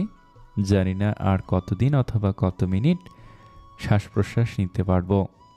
মনের কথাগুলো মনে চেপে রেখেই তুলি দুর্বল গলায় বলে উঠল, ভালো নেই উনিও, তবে সময়ের ব্যবধানে একসময় নতুন একটা জীবন তো শুরু করতে পারবেন। আচ্ছা, রিমু আপু আসবে না? ছেলেটা মুচকিয়ে হাসলো, মাথা চুলকে বলল, আসবে, কিন্তু বুঝিনি তো, পালিয়ে বিয়ে করে ফেলেছি, তাই শ্বশুর আব্বা বড্ড ক্ষেপে আছে। আমার বউটাকে বের হতেই দেয় না বাসা থেকে। তুলি আর কিছু বলল না। ছেলেটার নাম আরিয়ান, পেশায় একজন লেখক। ছোট্ট এই এনজিওটাও সে আর তার গার্লফ্রেন্ড মিলে খুলেছে, যে বর্তমানে তার জীবনসঙ্গিনী। বিয়ের আসর থেকে পালিয়ে কোনো দিকে যাওয়ার কোনো নির্দিষ্ট স্থান ছিল না তুলির। উপায় না পেয়ে ট্রেন স্টেশনে এসে যেই ট্রেন পায় তাতে উঠে পড়ে। ট্রেনেই পরিচয় আরিয়ান ও রিমের সাথে। জীবনের পুরোটা খুলে না বললেও রিমের কাছে পালিয়ে আসার কারণটা বলেছে। রিম অত্যাধিক মিশুক স্বভাবের একটা মেয়ে। নিজের বাড়িতে নিয়ে যেতে চেয়েছিল তুলিকে, কিন্তু তুলি যায়নি। তাই রিম তাদের এনজিওতেই থাকার ব্যবস্থা করে দিয়েছে, এনজিও দেখার দায়িত্ব দিয়েছে, সেই সাথে তুলির ভরণ পোষণের দায়িত্বও নিয়েছে। আরিয়ান তুলিকে হাসানোর জন্য মাঝে মাঝে মিস শ্যামবর্ণা নামে সম্বোধন করে। এই তুলি, অসুস্থ শরীর নিয়ে দাঁড়িয়ে আছিস কেন? মাথা ঘুরে পড়ে যাবি তো। আতঙ্কিত কণ্ঠে কথাগুলো বলতে বলতে রিম তাড়াহুড়ো করে তুলির কাছে এসে দাঁড়ালো। হাতটা ধরে বিছানায় নিয়ে বসিয়ে আরিয়ানের দিকে তীক্ষ্ণ নজরে চাইল। রাগে গিজগিজ করতে করতে বলে উঠল, তুমি জানো না ও ভীষণ অসুস্থ, তবু ওকে দাঁড় করিয়ে রাখলে কেন? অসুস্থ একটা মেয়ের সাথেও নিজের কাব্যিক কথার ঝুলি খুলতে হবে তোমার? আরিয়ান কিছু বলতে নিবে তার আগেই তুলি ধীর স্বরে বলল, কারো দোষ নেই আপু, আমার ভালো লাগছিল না তাই জানালার কাছে দাঁড়িয়েছিলাম, তোমাদের অপেক্ষায় ছিলাম, তোমাদের কাছে একটা দায়িত্ব দিয়ে যাচ্ছি, আমানতও বলতে পারো। আরিয়ান ও রিম অবাক চোখে চেয়ে রইল। তুলি বালিশের নিচ থেকে খামে ভর্তি একটা চিঠি এগিয়ে দিল রিমের দিকে। হালকা হেসে বলল, চিঠিটা আমার ডাক্তার সাহেবের কাছে পৌঁছে দিও আপু, এখন না, যখন সময় হবে। দীর্ঘ একটা নিঃশ্বাস ছাড়ল রিম। চোখ দুটো পানিতে টইটুম্বুর হয়ে উঠেছে তার। নিজের ফোনটাও ব্যাগ থেকে একটা সিম বের করে ফোনে লাগিয়ে এগিয়ে দিল তুলির দিকে। আলতো এসে বলল, তোর ডাক্তার সাহেব 2 দিন আগে রাত 2টোর দিকে এই নাম্বারে পাগলের মতো কল দিচ্ছিল, তাই উপায় না পেয়ে সিমটা খুলে ফেলি। এভাবে কতদিন ফোন দিয়ে কথা না বলে সেকেন্ডের জন্য ওনার বিষাদ মাখা কণ্ঠটা শুনবি। একটাবার কল দিয়ে কথা বল। এভাবে সব কিছু থেকে ওনাকে অজ্ঞাত রাখতে পারিস না তুলি। আমারই ওনার কণ্ঠ শুনলে কষ্ট হয়। তোর কি হৃদয়টা একটু কেঁপে ওঠে না? চোখ ছাপিয়ে জল নেমে এলো তুলির 2 চোখ থেকে। ক্ষত বিক্ষত তো তার হৃৎপিণ্ডটা 4 মাস আগেই হয়ে গেছে। এখন সেই ক্ষত যেন নতুন করে তাজা হয়েছে। নিজের মনকে বেঁধে রাখতে চেয়েও অক্ষম। এখন ইচ্ছে হয় ফিরে যেতে, আদ্রর বুকে মাথা রেখে একটু শান্তি পেতে। কাঁদতে কাঁদতে বলে উঠল, আমার খুব কষ্ট হয় আপু, চিৎকার করে বলতে ইচ্ছে করে কেউ যেন আমার আদ্রকে এনে দেয়। আমার নিঃশ্বাস ফেলতে কষ্ট হয় ওনাকে ছাড়া। তুলা, চেনা স্বর, অতি প্রিয় সেই ডাক। কর্ণকুহর হতে চমকে উঠল তুলি। প্রচণ্ড জোরে কেঁপে উঠল তার হৃৎপিণ্ড। বিস্মিত চোখে একবার রিমের দিকে তাকিয়ে মোবাইলের দিকে তাকালো। মুহূর্তে গলা শুকিয়ে এলো। ওই পাশ থেকে আদ্রর স্বর ভেসে আসছে কানে অনবরত। রিম কি তার সাথে বেইমানি করলো? না, সে তো ছোট বোনের কষ্ট সহ্য করতে না পেরে এমন একটা পদক্ষেপ নিল। ভয় কলটা কেটে দিল তুলি। আদ্রর মুখে ফিরে পাওয়ার হাসি। নম্বরটা থেকে গত 5 দিন আগে 3বার ফোন এসেছে। আদ্রর মনে কিছুটা সন্দেহ জেগেছিল এবং সে নাম্বার ট্রেস করে তার লোক দিয়ে খুঁজে বের করেছে রিমকে। আজই ফোনে রিমের সাথে কথা হয়েছে তার। রেডি হয়ে চট্টগ্রামের উদ্দেশ্যে বেরিয়ে হচ্ছিল, তখনই ফোনটা বেজে উঠতেই নিজের অস্তিত্বের সন্ধান পেয়ে গেল নিশ্চিতভাবে। অসুস্থ ছেলেকে তাড়াহুড়ে বেরিয়ে যেতে দেখে পিছু ডাকলো সায়রা বেগম, কিন্তু আদ্র থামল না। গাড়িতে উঠতে উঠতে এতটুকু বলে গেল, তোমার পুত্রবধূ নিয়েই ফিরব। কান্নায় ভেঙে পড়লেন তিনি। রাদীপ সাহেব নিবিড় আমরিনকে ফোন দিতে লাগলেন। আদ্র যতটা পারছে গাড়ি স্পিডে চালিয়ে এয়ারপোর্টে পৌঁছালো। সন্দেহের ভিত্তিতেই সে টিকিট কনফার্ম করে রেখেছিল। তুলি চোখের জল ফেলতে ফেলতে রিমির দিকে চেয়ে বলল, এটা তুমি কি করলে আপু? তুমি ওনাকে চেনো না, এখনই ছুটে আসবে পাগলের মতো। কি করলে এটা? আমাকে এই অবস্থায় দেখলে সইতে পারবেন না উনি। এমনিতেই তো পাগল হয়ে যাচ্ছিল তোকে ছাড়া। আমি আর কোনো কথা শুনছি না তুলি। 4টা মাস দমিয়ে রেখেছিস আমাদের, এই 4 মাসে আমরা তোর মায়ে এভাবে জড়িয়ে গিয়েছি। আর যে মানুষটা এতগুলো বছর ধরে তোকে ভালোবাসে, তার অবস্থা? চলেই তো যাবি, তাকে এক পলক দেখে না হয় বিদায় হ। কথাগুলো বলে অভিমানে মুখ ফিরিয়ে নিল রিম। চোখের কার্নিশ বেয়ে গড়িয়ে পড়ছে অশ্রু। বুক ফেটে কান্না আসছে তার তুলির জন্য। তুলি মনে ভয় নিয়ে জড়সড় হয়ে বসে রইল। তবে কি শেষ পর্যন্ত মুখোমুখি হতেই হবে আদ্রর?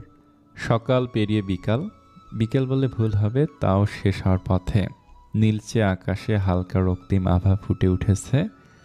দুরু দুরু বুক নিয়ে তুলি বসে আছে। সত্যি আদ্র, আপনি আসবেন? আচ্ছা, আমি কি জবাব দেব আপনাকে? কথাগুলো গুছিয়ে নিচ্ছি মনে, তবুও কেন বারবার বিক্ষিপ্ত হয়ে যাচ্ছে। আমি পারবো তো আপনাকে সব বলতে, নাকি অসম্পূর্ণই থেকে যাবে? কথাগুলো ভাবতে ভাবতে মাথাটা ভার হয়ে এলো তুলির। ধীর পায়ে ড্রেসিং টেবিলের সামনে এসে দাঁড়ালো সে। মাথার ঘোমটাটা ফেলে আয়নায় দৃষ্টি রাখলো। নিজেকে দেখে নিজের কাছে ভালো লাগছে না। সাথে সাথে মাথা নত করে ফেলল। ঘাড়ে গরম নিঃশ্বাস পেতেই শরীরের প্রত্যেকটা রন্ধ্রে রন্ধ্রে শিহরণ জেগে উঠল। মনে আশঙ্কা নিয়ে আয়নায় চোখ রাখতেই বুকটা ধুক করে উঠল প্রচণ্ড বেগে। দমিয়ে রাখা অনুভূতিগুলো সজীব হয়ে উঠল। চোখের পলকেই পিছু ঘুরে মানুষটার বুকে আছড়ে পড়ল তুলি। আজ আর বাধা মানছে না কোনো অনুভূতি। 4 মাসের দূরত্ব তিলে তিলে পুড়িয়েছে দুটো হৃৎপিণ্ড। আদ্রর বুকে খামচে ধরে শব্দ করে কেঁদে দিল তুলি। ভিজিয়ে দিতে লাগলো আদ্রর ছাই রঙের শার্টটা। নিজের শরীরের সর্বোচ্চ শক্তি দিয়ে তুলিকে নিজের সাথে মিশিয়ে নিল আদ্র। একটু বিলম্ব করলে এই বুঝি হারিয়ে যাবে তুলি। বুকের বাঁ পাশের ব্যথাটা বেড়ে যাচ্ছে ক্রমশ। তবু মন জুড়ে বয়ে যাচ্ছে শীতল বাতাস। তার তুলাকে ফিরে পাওয়ার আনন্দ। তুলির মাথায় হাত বুলিয়ে আলতো করে চুমু খেলো। অস্থির স্বরে বলে উঠল, কেন চলে এলে তুলা? আমায় কষ্ট দিয়ে আনন্দ পাচ্ছিলে? জানো, আজ চেয়েও রাগ করতে পারছি না তোমার ওপর। কিভাবে করব বলো? আজ যে আমি আমার অস্তিত্বের দেখা পেয়েছি, মরণ যন্ত্রণা থেকে মুক্তি পেয়েছি। এই মেয়ে, তুমি তো খুব ভালো করেই জানতা আমার জীবনটা তোমাকে কেন্দ্র করে। তাহলে কিভাবে পারলে এত নিষ্ঠুর হতে? সব সময় তো বলতে আদ্র আপনাকে আঁচলে বেঁধে রাখবো, অন্য কারো হতে দেব না। তাহলে তুমি কিভাবে নিঃশ্বাস নিতে পারলে আমাকে ছাড়া? তুলি নিশ্চুপ হয়ে মুখ গুজে রেখেছে আদ্রর বুকে। আজও লেগে পড়েছে আদ্র হৃদস্পন্দন পরিমাপ করার চেষ্টায়। শান্তি অনুভব হচ্ছে তার। গতকাল এই বুকে মাথা রাখা হয়নি, এই শান্তিটুকুও পাওয়া হয়নি। গভীরভাবে আদ্রর বুকের বাঁ পাশে নিজের অধর ছোঁয়ালো। আজও থমকে গেল আদ্র। হৃৎপিণ্ডের ওঠানামা হতে লাগলো দ্রুত গতিতে। তুলির মুখটা বুক থেকে তুলতে অন্তরটা নড়ে উঠল তার। তুলি তার ডাক্তার সাহেবের নীলাভ চোখের দিকে চেয়ে আলতো ঠোঁট প্রসারিত করল। গলা জড়িয়ে উঠে দাঁড়ালো আদ্রের পায়ের পাতায়। এক দৃষ্টিতে চেয়ে থেকে আদ্র কোমর জড়িয়ে উঁচু করে মুখ বরাবর তুলে ধরল। টুপ করে কপালে চুমু খেলো তুলি। আদ্র ঠোঁটে আলতো ঠোঁট ছুঁয়ে কপালে কপাল ঠেকালো। শক্ত করে নিজের সাথে চেপে ধরল আদ্র। দু চোখ বন্ধ হয়ে আসলো দুজনের। অনুভব করতে লাগলো সুখময় মুহূর্তটা। চোখের পাতা ভিজিয়ে গাল বেয়ে গড়িয়ে পড়ল জমে থাকা অশ্রু। দুজনেই নীরবে অশ্রু বিসর্জন দিতে ব্যস্ত। নাকে নাক ঘষে আদ্র আবার বলে উঠল, কাঁদছিস কেন? এত মাস আমার হৃদয়ে রক্তক্ষরণ করিয়ে ক্ষান্ত হসনি তুই? এখন কেন আবার কেঁদে আমাকে যন্ত্রণা দিচ্ছিস? আপনি কেন কাঁদছেন আদ্র? নীল বর্ণের চোখে কান্না বেমানান। নিজের আমার হাল করেছেন যেন। সন্ন্যাসী হওয়ার ইচ্ছে জাগছিল বুঝি? ডাক্তাররা কিন্তু সন্ন্যাসী হয় না। কাঁদতে কাঁদতে বলে উঠল তুলি। খুন করে যদি বলো মরে গেছি কেন, তাহলে এ প্রশ্নের জবাব আমি কোনো কালেও দিতে পারবো না তুলা। আদ্রর কথা শুনে তুলি আরও জোরে জোরে কেঁদে উঠল। এতক্ষণ ধরে গুছিয়ে নেওয়া সব কথা এলোমেলো হয়ে গেল। তবু কোনো মতে কান্নার মাত্রা কমে ভেজা কণ্ঠে বলে উঠল, আমি আপনাকে কিছু বলতে চাই আদ্র। আদ্রর চোখ মেলে তুলির জলে টুইটুম্বুর ডাগর ডাগর আখিদয় দৃষ্টি রাখল। বজ্রপাতের ন্যায় ছলকে উঠল সারা দেহ। তুলির চোখগুলো একদম ডেবে গেছে, কালো হয়ে গেছে চোখের নিচ, আগের চেয়েও অনেক শুকিয়ে গেছে মেয়েটা। তার নিকট মনে হচ্ছে কেউ তার কলিজায় ছুরি গাচ্ছে। করুণ স্বরে বলল, বলো আদ্র। আমি আপনাকে। এক পা পিছিয়ে গেল আদ্র, চোখের পলকেই থমকে গেল তার দুনিয়া। তুলি তার কথা সমাপ্ত করার আগে ঢলে পড়ল প্রিয় মানুষটার বুকে। চিৎকার করে আদ্র তুলিকে ডাকতে লাগলো। পালস চেক করে কোলে তুলে নিল তাড়াতাড়ি করে। আরিয়ান রিম দৌড়ে আসলো রুমে। তুলির অবস্থা দেখে আঁতকে উঠল দুজন। আরিয়ানের হাতটা ধরে কাঁদতে লাগলো রিম। আদ্র গাড়িতে উঠে ড্রাইভারকে তাড়াতাড়ি করে গাড়ি স্টার্ট দিতে বলল। তুলির মাথা বুকে চেপে ধরে চোখ মুখ খিঁচে রইল। বর্ষণ থেমে নেই, অশ্রুগুলো বর্ষণের ন্যায় অবাধে গড়িয়ে পড়ছে। হারানোর তিক্ত যন্ত্রণা ভয় আবারও মনে চেপে বসেছে। আদ্র বিড়বিড় করে উচ্চারণ করল, এবার উধাও হলে আমার শ্বাসটুকুও কেড়ে নিও তুলা। শরীরে এত বড় রোগের বাসা বাঁধিয়ে উনি এতটাই হেলিপনা কিভাবে করলেন, এটা ভেবে আমি সত্যিই প্রচণ্ড অবাক হচ্ছি আদ্র। আমি জানি তোমার মানতে কষ্ট হবে, তবু বলতে হচ্ছে পেশেন্টের অবস্থা খুবই ক্রিটিক্যাল। থ মেরে দাঁড়িয়ে রইল আদ্র। চোখে কোনো জল নেই, পকেটে থাকা মোবাইলটা বেজে উঠছে বারবার। হয়তো আমরিন পায়েল ওরা ফোন দিচ্ছে। চট্টগ্রাম এসে এনজিওতে পৌঁছার আগে ফোন করে বলেছিল তুলির খোঁজ পেয়েছে। কথাটা শোনা মাত্র সবাই রওনা দিয়েছে চট্টগ্রামের উদ্দেশ্যে। হয়তো প্রতিমধ্যে আছে। ডাক্তারের সাথে কোনো কথা না বলে বারণ সত্ত্বেও আদ্র দরজা ঠেলে ঢুকে পড়ল আইসিইউ রুমে। সাথে সাথেই তার শরীরের প্রত্যেকটা লোম খাড়া হয়ে গেল। আইসিইউ রুমে কত শত রোগীর চিকিৎসা করেছে, সে কখনো তো এমন ভয় লাগেনি, কখনো তো কেঁপে ওঠেনি অন্তর। অক্সিজেন মাস্ক লাগানো তুলির ঘুমন্ত মুখটা দেখে আজ কেন তার কোনো মুগ্ধতা কাজ করছে না। হাঁটতে পারছে না আদ্র, থেমে যাচ্ছে পা। বহু কষ্টে সামনের দিকে এগিয়ে নিল নিজের পা দুটো। কাপা কাপা হাতে টুলটা টেনে বসলো তুলির এক হাত নিজের হাতে মুষ্টিবদ্ধ করে ঠোঁটে স্পর্শ এঁকে দিল। 3 ঘন্টা ধরে ঘুমাচ্ছে মেয়েটা। আদ্রর হার্টের ব্যথাটা ক্রমশ বেড়েই চলছে। পেয়েও কেন হারিয়ে ফেললো সে তার তুলাকে? প্রকৃতি এত নিষ্ঠুর কেন হলো তাদের প্রতি? এখনও যে দুজনের অনেক কিছু বলা বাকি, অনেক স্বপ্ন পূরণ করা বাকি। তার মনটা যে অসীম আগ্রহ নিয়ে অপেক্ষা করছে তুলির মুখে উদ্ভট অদ্ভুত কথাগুলো শোনার জন্য। এই বুঝি গায়ে নীল শাড়ি জড়িয়ে সামনে দাঁড়িয়ে বলবে, আদ্র আপনি শুধু আমার। মাথা নত করে কপাল ঠেকালো আদ্র তুলির আঁকড়ে ধরা হাতটাতে। নড়ে উঠল তুলি, হাতটা ছাড়িয়ে নিল আদ্রর কাছ থেকে। অক্সিজেন মাস্কটা খুলে নরম স্বরে বহু কষ্টে বলল, কাঁদছেন কেন আপনি? একটু হাসবেন প্লিজ। তুলির কথা শুনে আদ্রর মাথায় রাগ চেপে বসল। আবার ঠোঁটে ফুটে উঠল মৃদু হাসি। কিভাবে পারে এমন পরিস্থিতিতে এসেও একটা মেয়ে এমন উদ্ভট কথা বলতে? আদ্র ঠোঁটের কোণে অজান্তে ফুটে ওঠা হাসি দেখে একরাশ মুগ্ধতা, একরাশ শান্তি জড়ো হলো তুলির মনে। হঠাৎই হুঁশ আসলো আদ্রর। অক্সিজেন মাস্কটা লাগিয়ে দিতে নিলে তুলি বাধা দিয়ে আদ্রর হাতটা শক্ত করে ধরল। মিনমিন স্বরে বলে উঠল, আপনার কাছে ক্ষমা চাওয়া আমার নিষেধ। আব্বু আম্মু আমরি নিনশিতা আপু অন্তু ভাইয়া আহান ভাইয়া সবাইকে বলবেন আমি ক্ষমা করে দিতে। সবাইকে এক নজর দেখার খুব ইচ্ছে করছে আদ্র, ততটুকু সময় পাবো তো আমি? তুলির কপালে গালে অজস্র চুমু খেলো আদ্র। এ কেমন যন্ত্রণা, এ কেমন প্রহর! বাঁচবে না সে এক মুহূর্তই এই মেয়েটাকে ছাড়া। আদ্র রক্তিম চোখের জল ভীষণভাবে পোড়াচ্ছে তুলির ছোট্ট মনটাকে। আদ্রর গালে হাত রেখে কান্না মিশ্রিত দুর্বল কণ্ঠে বলে উঠল, আমি আপনার সাথে একটা সংসার করতে চাই আদ্র, বাঁচতে চাই আমি। গালে রাখা হাতটা টেনে তালুতে ঠোঁট ছেয়ে দিল আদ্র। ধরা গলায় উচ্চারিত হলো, তুই আমার সাথে বেইমানি করেছিস তুলা? তুলির চোখে জল, ঠোঁটে হেরে যাওয়ার হাসি শিথিল হয়ে আসলো হাতের ভাঁজে নিবদ্ধ। তুই এই হাত ছাড়ছিস কেন? চোখ বুঝবি না একদম। দেখ 4টা মাস ধরে অনেক নাটক করেছিস, আমার কিন্তু এবার সহ্য শক্তি হারিয়ে যাচ্ছে। এক হাত লাগিয়ে দেবো গালে। তুলি, তুই ভালো করে জানিস রাগ উঠলে কেউ তোকে আমার হাত থেকে বাঁচাতে পারবে না। শক্ত কর নিজেকে, এখনও তোর আমার থেকে রেহাই পাওয়ার সময় আসেনি। তুলির শীতল হয়ে যাওয়া হাতটা শক্ত করে আঁকড়ে ধরে পাগলের মতো প্রলাপ করতে লাগলো আদ্র। এই বুঝি তার নিঃশ্বাস আটকে যাবে। তুলির দু চোখ বুজে যাওয়া যেন তার মস্তিষ্কে হারানোর ভয় জাগিয়ে দিল পুনরায়। হিতাহিত জ্ঞান শূন্য হয়ে পড়ল। আদ্রর চিৎকার বাহির থেকে আরিয়ান ও রিম শুনতে পেয়ে দৌড়ে এলো। আদ্রকে অস্থির অবস্থায় দেখে স্তম্ভিত হয়ে গেল দুজন। তুলির শ্বাস চলছে কিন্তু কোনো রেসপন্স করতে পারছে না।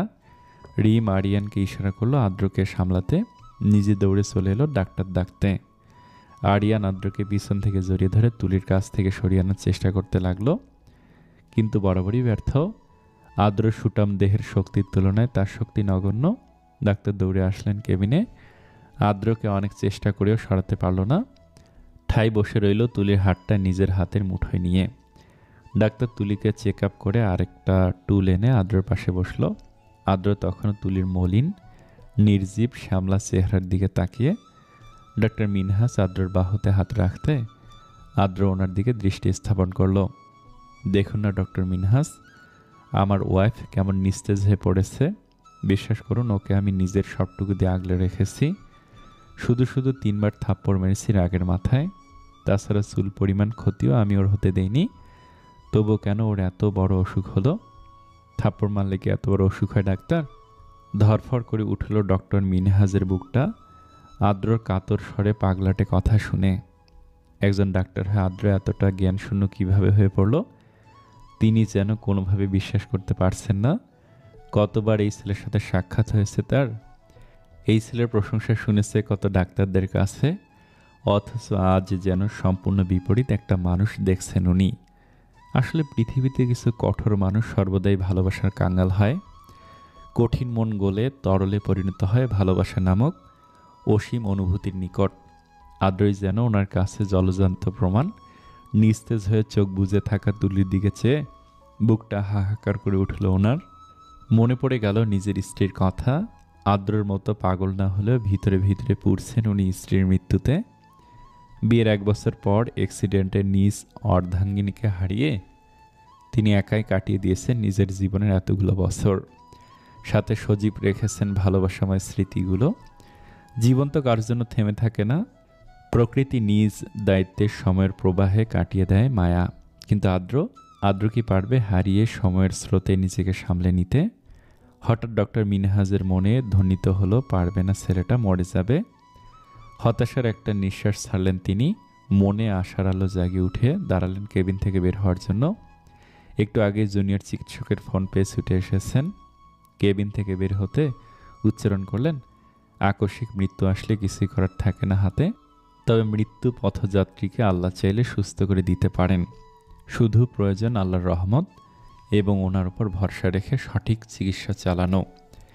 আরিয়ান রিমি আদ্রের দিকে চেয়ে আছে এক পলকে। অনুশোচনায় ভুগছে দুজন। তুলির চেয়েও বেশি কষ্ট অনুভূত হচ্ছে ওদের আদ্রর জন্য। সব জেনেও ওরা কি একটা বার আদ্রকে খুঁজে বের করতে পারতো না? চেষ্টাটা আগে করলে হয়তো 4টা মাস ধুকে ধুকে মরতো না আদ্র ও তুলি। আজ রিমের মনে হচ্ছে তুলি ভুল ছিল তার সিদ্ধান্ত। উপস্থিত বুদ্ধিটুকুও হয়তো তুলির নেই। নয়তো কি আদ্রর মতো মানুষকে ছেড়ে আসতে পারে? ভালোবাসা কখনো ঘৃণায় পরিণত হয় না, এটাও কি তুলি বুঝতে সক্ষম হয়নি? অথচ আজ যে সময় হারিয়ে বাঁচার ইচ্ছে জেগেছে তার। আদ্রের ভিতরটা অগ্নিবলয়ে ছারখার হয়ে যাচ্ছে। তুলির হাতের ভাঁজে অনবরত ঠোঁটের স্পর্শ পেয়েই চলেছে। তার তো এতটুকু হুদিস নেই রুমে সে ছাড়াও আরও 2জন মানুষের অস্তিত্ব আছে। বুক চিরে একটা দীর্ঘশ্বাস বেরিয়ে এলো রিমের। আরিয়ানের দিকে দৃষ্টি স্থির রেখে মনে সুপ্ত কোণে গেঁথে নিল কিছু বাক্য। আমি কখনো তুলির মতো ভুল করব না আরিয়ান। যদি কখনো বিরাট অসুখে ভুগি তখনও প্রতি সেকেন্ডে তোমার কাছেই থাকবো। কখনো তোমার সান্নিধ্য ত্যাগ করব না শেষ নিঃশ্বাস অবধি। ডাক্তার মিনহাস তুলির রিপোর্টগুলো ভালো করে চেক করলেন। বেশ কিছুক্ষণ ভাবার পর রিপোর্টগুলো হাতে নিয়ে আদ্রর কাছে আসলো। আদ্র দৃষ্টি নিবদ্ধ তুলির চেহারায়। চোখের পলকও ফেলছে না সে। মনে পড়ে গেল সেই ছোট্ট তুলির কথা। অন্তরাত্মা কেঁপে উঠল। ডাক্তার মিনহাস আদ্রর পাশে বসে বলে উঠলেন, মনোযোগ দিয়ে আমার কথা শুনতে হবে আদ্র। তুমি পাগলামি করলে বেডে শুয়ে থাকা মেয়েটা ভেঙে পড়বে। আশা করি অ্যাজ এ ডক্টর তুমি একজন রোগীর জন্য হলেও ভাববে না তো স্বামী হিসেবে নিজের অর্ধাঙ্গিনীর জন্য। চোখ বুজে নিজেকে শান্ত করে নিল আদ্র। অস্থির নয়নে ফুটে উঠল আশার প্রদীপ। শুকিয়ে কাঠ হয়ে যাওয়া স্বরে বলল, ভবিষ্যতে কি হবে বা বর্তমানে কি ঘটবে আমি জানি না ডাক্তার, তবে এতটুকু জানি আমার নিঃশ্বাস মিশে গেছে এই মেয়েটার সাথে। এই মেয়েটার শ্বাস প্রশ্বাস চলা মানেই আমার অস্তিত্ব টিকে আছে। আমি একবারও বলবো না আমার তুলিকে বাঁচিয়ে দিন, শুধু এতটুকুই বলবো আমার অস্তিত্বটা বিলীন হতে রক্ষা করুন। বিস্মিত না হয়ে পারল না রুমে উপস্থিত মানুষগুলো। কী নাম দেয়া যায় এমন ভালোবাসাকে? এত আকুতি, এত কাতরতা। রিমের কাছে তুলিকে অভাগিনী মনে হচ্ছে, যাদের জীবনে ভালোবাসা এলেও সেটা আঁকড়ে ধরে রাখতে পারে না, সারা জীবন প্রাপ্তির খাতা থেকে শূন্য। ডাক্তার মিনহাস নিজের কাঠ পোড়া অধৈর্য যুগল ভিজিয়ে রিপোর্টগুলো এগিয়ে দিল আদ্রর দিকে। M3 বা APL নামক ব্লাড ক্যান্সার সম্পর্কে তোমার ধারণা আছে আশা করি। একিউট মাইলোব্লাস্টিক লিউকেমিয়া মূলত 8 প্রকারের, যেমন M01234567, AML M2 ও 4কে শুধু কেমোথেরাপি দিয়ে টানা 4 মাস চিকিৎসা করলে ভালো হওয়ার সম্ভাবনা অনেক বেশি। আর M3 বা APL নামক ব্লাড ক্যান্সারকে পর্যায় বুঝে শুধু ঔষধ বা কেমোথেরাপি দিয়ে টানা 6 মাস থেকে 2 বছর চিকিৎসা করলে সম্পূর্ণ সুস্থ হওয়ার সম্ভাবনা 80%-রও বেশি। তবে এটা পর্যায় বুঝে শুরু থেকে ট্রিটমেন্ট চালালেই আর আল্লাহ চাইলে সুস্থ হওয়া পসিবল। অবশ্যই বুঝতে পারছো তোমার ওয়াইফ কোন ধরনের ব্লাড ক্যান্সারে আক্রান্ত। তবে আদ্র তীর্থের কাকের মতো চেয়ে ডাক্তার মিনহাজের দিকে, কেউ যেন তার গলা চেপে ধরেছে, যার ফলে শ্বাস ফেলতেও কষ্ট হচ্ছে। বুকটা ফেটে চৌচির হয়ে যাচ্ছে, রুহুটা আর্তনাদ করে উঠছে বারবার। তুলিকে নিজের বুকে ঢুকে রাখতে পারলে বুঝি তার হৃৎপিণ্ডটা শীতল হতো, অথবা তুলির সঙ্গে সঙ্গে নিঃশ্বাস ত্যাগ করতে পারলেই তার শান্তি মিলবে। একটা ভুল সিদ্ধান্ত সব কিছু তছনছ করে দিল। এতটা মাস কাছে থাকলে হয়তো আদ্র কিছু করতে পারত, সুস্থ করে তুলতে পারত। এখনও যে পারবে না এমন তো নয়, পারবে সে দিনরাত এক করে তুলিকে সুস্থ করে তুলতে। প্রতিবারের মতো তুলিকে ভিক্ষা চাইবে আল্লাহর কাছে। ব্লাড ক্যান্সার শব্দটা শুনলে মানুষ আটকে ওঠে, হাল ছেড়ে দেয়, ভয়ে গ্রাস করে দুর্বল করে দেয় মানুষের বেঁচে থাকার স্পৃহা। চেষ্টা না করে হাল ছেড়ে দেয়, যেমনটা করেছে তুলি। অথচ ভয় না পেয়ে শুরু থেকেই নিজেকে শক্ত করে ট্রিটমেন্ট চালিয়ে গেলে সুস্থ হয়ে ওঠা যায়। জীবন মরণ সেটা তো আল্লাহর হাতে। ডাক্তার কয়েক মাস বাঁচবে বলে ধারণা করলেও দেখা যায় কিছু মানুষ বছরের পর বছর ক্যান্সার নিয়ে বেঁচে আছে। আবার কেউ কেউ আল্লাহর রহমতেও চিকিৎসায় সম্পূর্ণ সুস্থ হয়ে উঠেছে। তোমার ওয়াইফের শুরু থেকে ওষুধের দ্বারা চিকিৎসা চলছিল। আমাদের হাতে এখনও সুযোগ আছে আদ্র। আল্লাহর অশেষ কৃপায় ও সঠিক সময় চিকিৎসা শুরু করে দেয় এতদিন টিকে আসছে মেয়েটা, নয়তো বোঝই তো। এটা মিরাক্কেলও বলতে পারো, তবুও একটা সুযোগ আল্লাহ তোমায় দিয়েছেন। আর দেরি করা ঠিক হবে না, নেমে পড়ো নিজের অস্তিত্ব টিকে রাখার লড়াইয়ে। আদ্র ঠোঁটের কোণে মৃদু হাসি ফুটে উঠল। কৃতজ্ঞতার চোখে আরিয়ান ও রিমের দিকে চাইল। আরিয়ান ও রিম জানার পর থেকে থেমে থাকেনি। তুলির অনিচ্ছা থাকা সত্ত্বেও চিকিৎসা চালাতে হয়েছে ওদের জোরে। ওরা জানে না এটা কতটুকু কাজে লাগবে, তবে মনে প্রাণে চায় তুলি বেঁচে থাকুক অনেকগুলো বছর তার ডাক্তার সাহেবের জন্য। 1 মিনিট হোক আর 1 সেকেন্ড তুলির সমাপ্তি যেন তার ডাক্তার সাহেবকে ঘিরেই হয়।